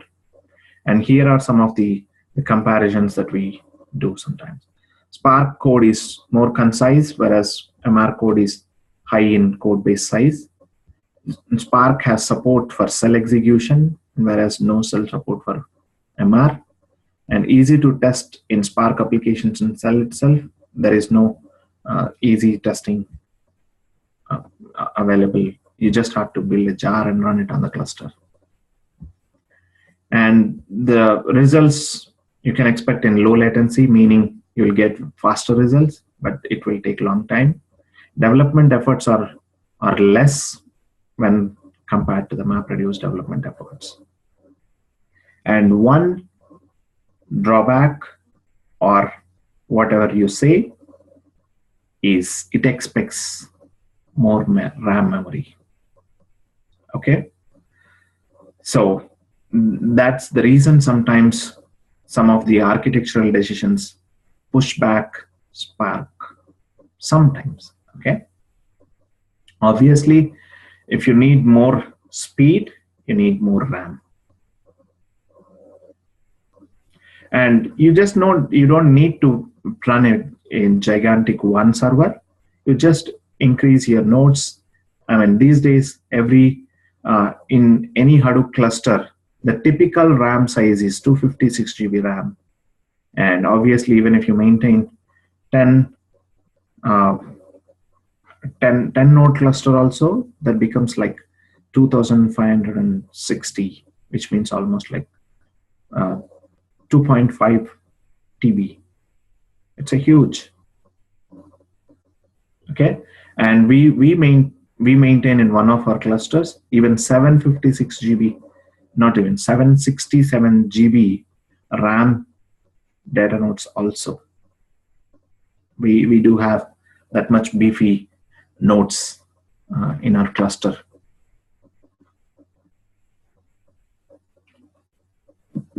Okay. And similarly, whatever you run in your Hive, you can run with your Spark SQL, and you can integrate. It's just a matter that you run the same query within SQL context.sql, and you run that, and you take comparisons. Okay, so these were some of the comparisons taken. So when it was run in Hive, so it took around like 75 seconds, and Spark SQL, Spark native, yeah, this is ongoing, like Spark SQL, as I was telling you, right? And a lot of maturity or needs to be done on part of this.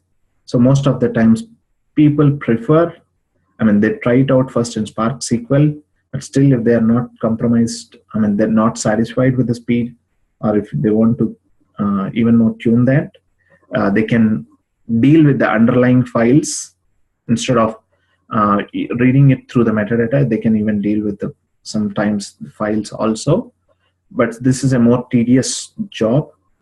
You can mix Spark SQL programming and write an application kind of stuff, not just executing them as a SQL queries. You can express the same Spark SQL logic or on a files. Okay, you'll anyway slowly see these things. What is the difference between Spark SQL and native SQL? Native Spark. Native Spark is something that you write your regular Java kind of code or Scala in Scala. Spark SQL is something that all your Hive queries you can run as it is. This way, a simple example. This is Spark SQL. This is your select query as is that you are running in Hive. If I have to deal with the underlying files directly, instead of dealing through the select queries, I can directly read the file and I can map them with the columns or whatever I want and then do the operations. This is called Spark native. And you can specify which node to run this code or something like that? Which code to run? Again, this is a master-slave architecture. Yeah. Obviously, the master will decide like which of the slave machines should run. Yeah. Okay. Yeah, we will discuss that in the sessions. Okay. And for your thing, I have few questions. So. Yeah. Is it Dharmesh? Yeah, Dharmesh. Okay. Yep. The Spark SQL, if I run through Spark SQL, will it convert a Scala or Java program on the back end and submit to the... Yes.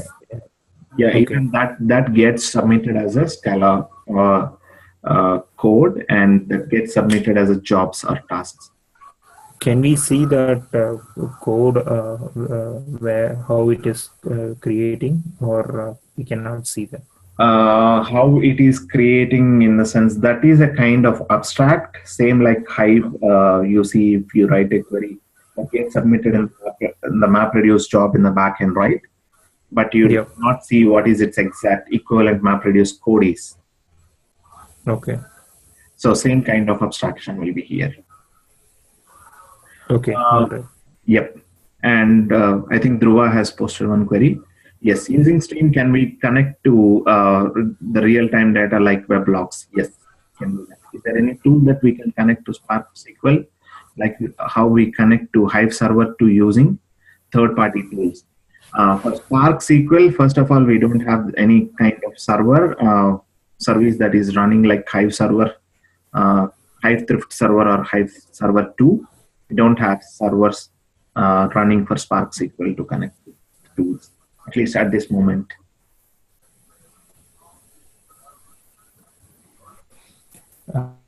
Okay.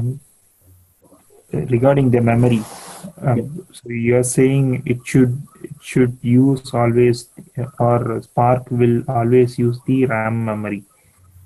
So, always, in the sense, the first priority. Mm-hmm. Sometimes it can even read from local, and sometimes it stores some of the RD in the local as well. That when the sufficient RAM memory is not available, it can load or into temp spaces, some swap space, or we should call it. Okay, that's a local file system, but your swap memory we call in the architecture point. Okay, let's take this scenario. I wanted to understand the concept of the Spark, right? I have one data, but my RAM is let's say 800 GB. Still, I'm like 800 GB. Okay. Yep. Okay. Still, the 200 GB is have to process. Yep. So in that case, Spark will use the local file system. I mean, it doesn't mean that, and whenever how much ever input data size that you have, that entire input data needs to be loaded at once into the RAM memory. Okay. So the same way, let's say if you have a MapReduce job where you need 100 map tasks, but in your yarn only 20 map slots are available. The first 20 will get kickstarted. Okay. So your job processing will get divided into the tasks, right? And 20 tasks will get kickstarted, and remaining 80 tasks will be in pending status. Correct? So here, the same way, how many ever the containers that it gets the Spark job, so those many tasks can run, and that much of data can load, and the remaining things can still wait in the queue, and they can get kickstarted after this first set of tasks got completed. So in other words, it's like kind of a performance related thing, right?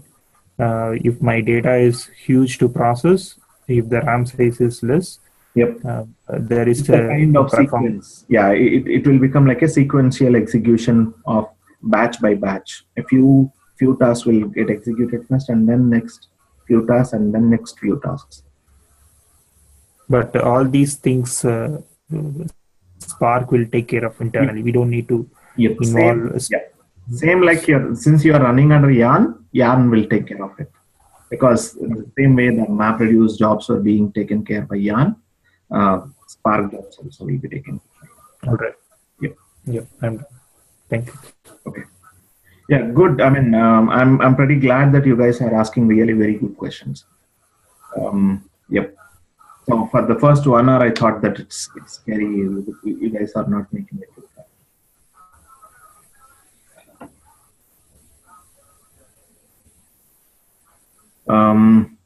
Yeah, we got introductions from all the guys. I think few guys joined a little late. Yeah, I think you only, Bhagwan. I mean, just get introduced to the team just last before we. Okay. That's fine. My name is Bhagwan. I'm working on CTS as architect on Hadoop technologies. I had a background of mainframe initially. I have cross-trained in IBM. Then I have done one project there. That I came here, and I'm here as an architect on all map-reduced technologies, basically. You have 12 years experience, right, Bhagwan? Sorry? You have 12 years experience, right? Yes, I have 12 years experience, out of which 2.5 I would say in big data. Okay. And the rest of things are in mainframes and SAS, some other multiple languages. Okay. You know that I am also came from mainframes, right? Did I ever tell you? No, I didn't know that. Okay. Even my initial 2 years of IT experience was in mainframes only. Okay, that's really good to know that. I fought with my manager to jump onto Java and then Hadoop. Okay, so I'm see, as an architect point of view, I always think about how to design a solution. Correct. That is a challenge for everybody. Even past couple of years, what I have found, like all we are doing it right now. If you would see, I don't know how many people are knowing it. Many. Right now, what we are getting the projects are all migrations. Correct. I used to keep telling the same stuff to every batch. 90% of the stuff you do is migrations. Yeah, I mean, luckily I got 2 pure development projects on Hadoop. 2 pure Hadoop development projects. It's a kind of tools. Even Cloudera liked them. They wanted to build it as a product as well.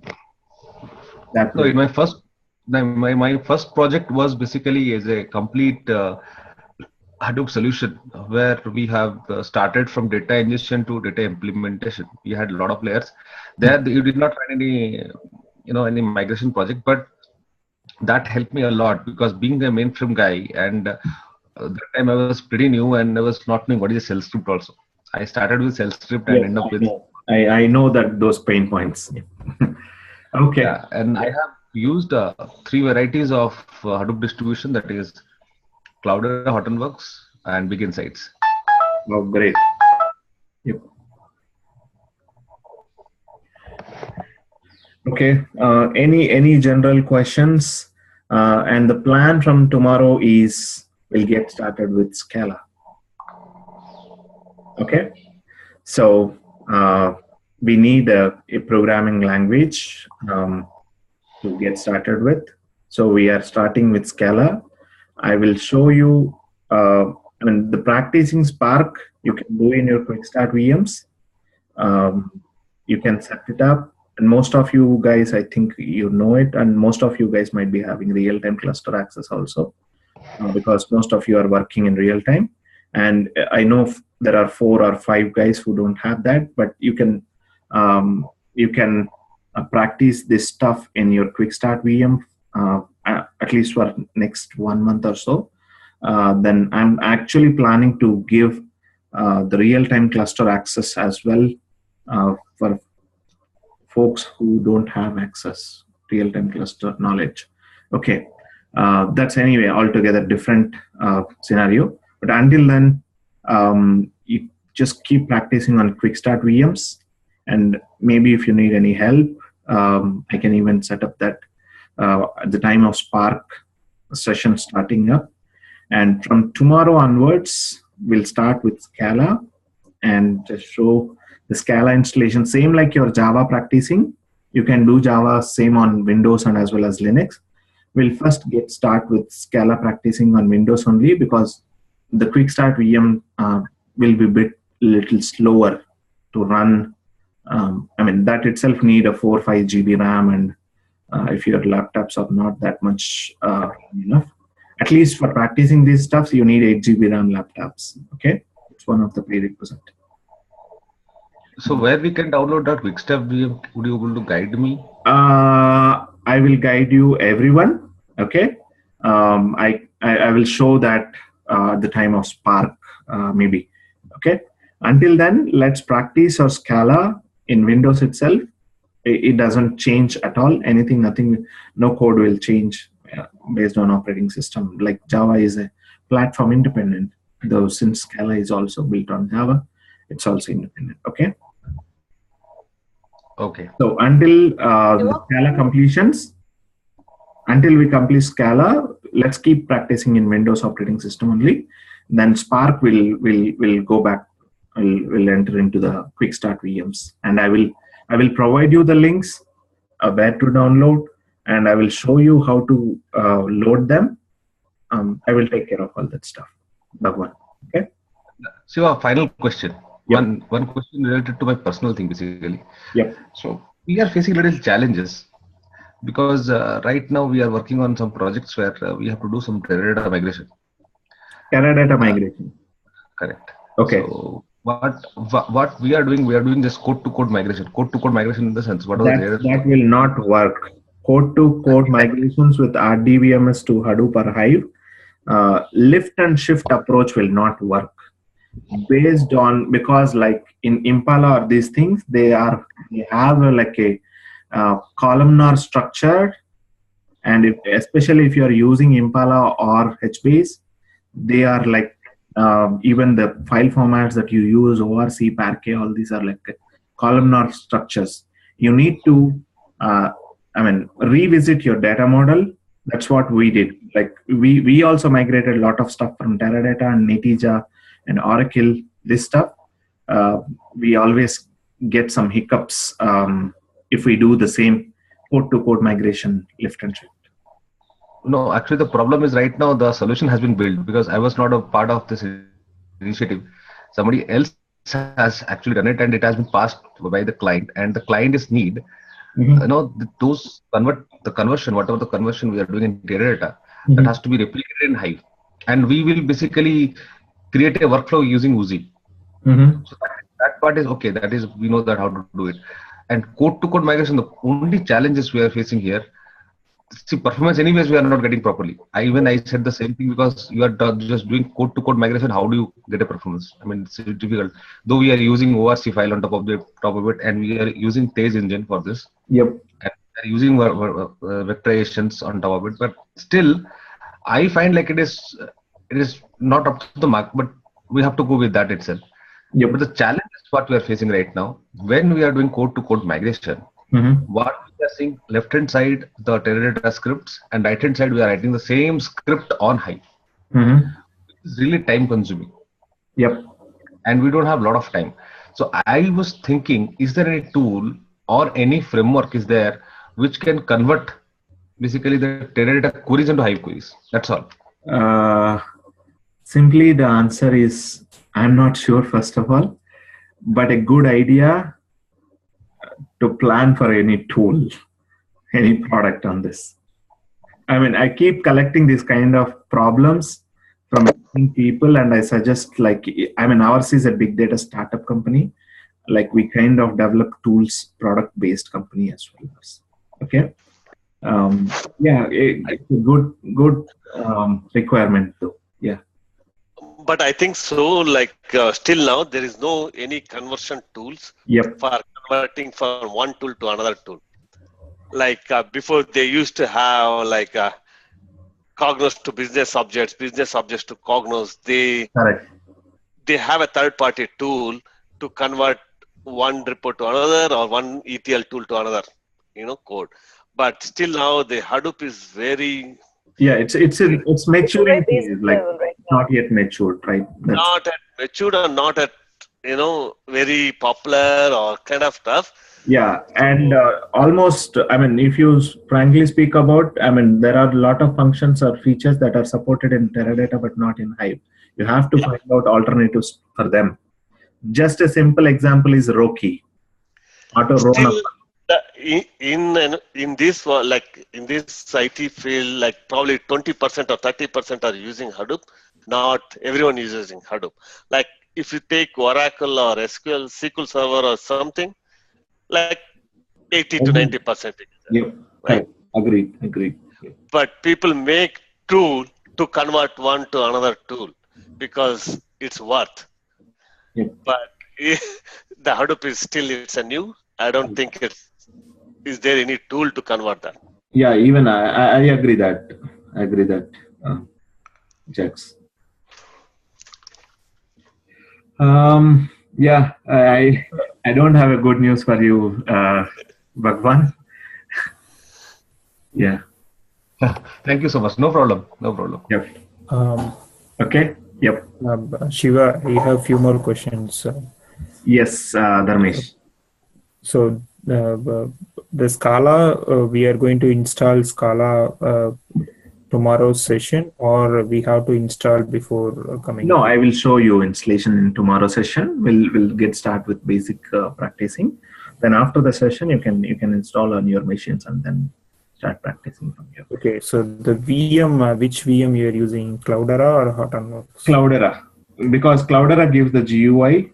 Okay. I'm not sure even the latest HTTP does they support GUI or not. So earlier, at least till year or so, they only support command line. So that's why I don't recommend any beginners to start with that. Okay. Anyway, I will show you which version to download and how to load this, and I will give you those links to download as well. Okay. All right. So the last question, Hive versus Impala, we'll discuss now, or we'll discuss little later. Yeah. Or so if someone, yes, if somebody is having any other question related to the Spark topic, we can discuss. If not, we can talk about that.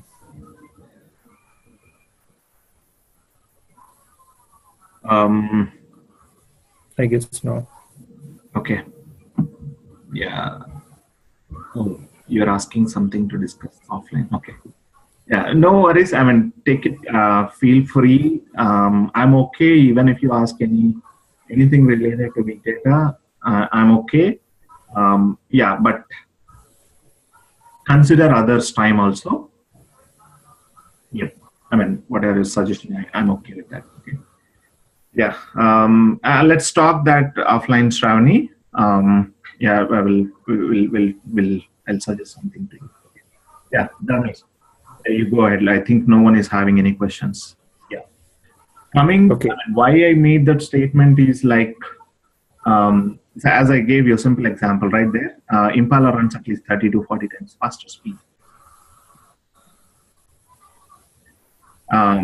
So when almost the same way, I mean, how much ever you can do in Hive, 90%, 95% or at least, okay? 95% of it, you can do it through Impala as well. And it gives you much faster results. 30 to 40 times means it's relatively a large, huge performance. That's the reason no one uses both Hive and Impala. If they have availability of Impala, no one goes for Hive. But underlying Metastore will always be Hive Metastore only.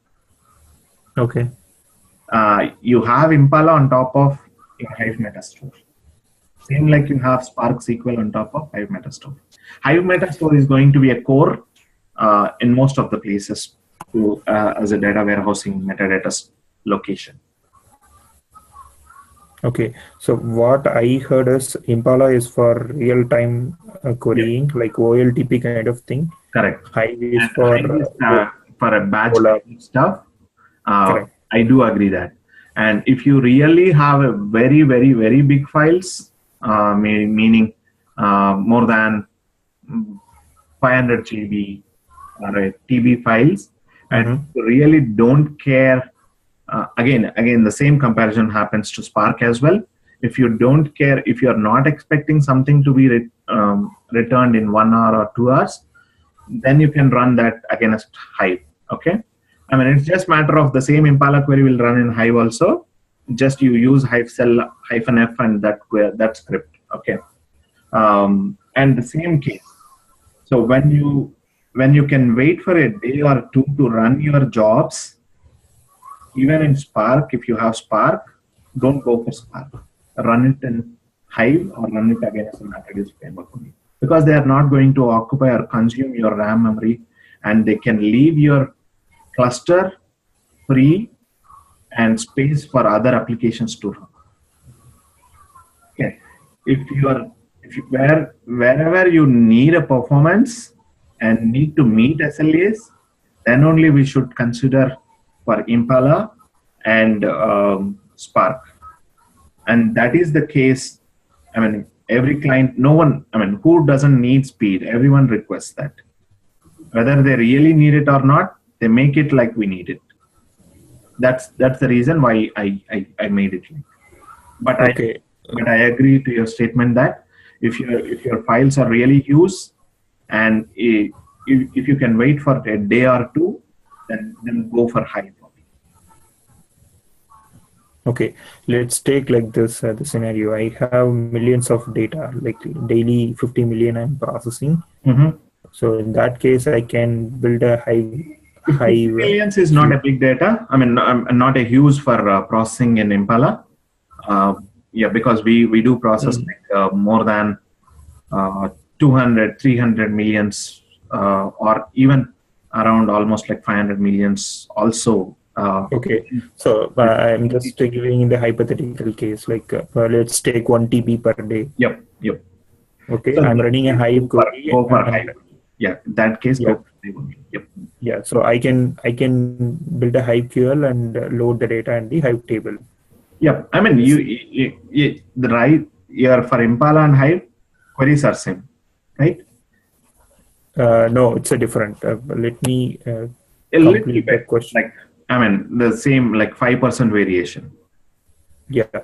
So I have processed 1 TB with all my business logic and loaded the data into the Hive table. Okay. My business team wanted to run some set of Hadoop queries. So if they use queue to process the set of business queries, it will take time because the data is 1 TB data. Correct. Right. In that case, I can build an Impala query on top of the Hive table and then generate the reports. Right. Yep. Okay. Yep. All right. So I was kind of thinking these kind of combinations, like where the Impala can be used. Yeah, but I mean, in my opinion, that's the rarest combination. Okay, so the other side, like, can we build a Impala script and then run through batch processing? Yes. Yeah, I mean, you can run like same like you write a Hive script and run it as a Hive batch script, and you can do that for Impala also. Okay, all right. I think I'm done now. Okay. Good, guys. I mean, I think I found at least really techie guys in this batch. For any beginners like Kalaivani and Shravani, some of the times if you are not able to understand, at least in that session, don't worry. I mean, you can touch base with me after the sessions or sometime later, maybe over the weekend or some other time. I will try to bring you up to the speed. Okay. The others, I mean, I know I'm getting that sense that everyone is good techie and have experienced. Okay. Any other questions? If not, I think I already took 20 minutes extra from your time. Yeah, if there are no more questions, then let's meet at the same time tomorrow with fresh topics, Scala, installations, and practitioner. Thank you. Okay. Thank you, guys. Thank you very much. Bye-bye.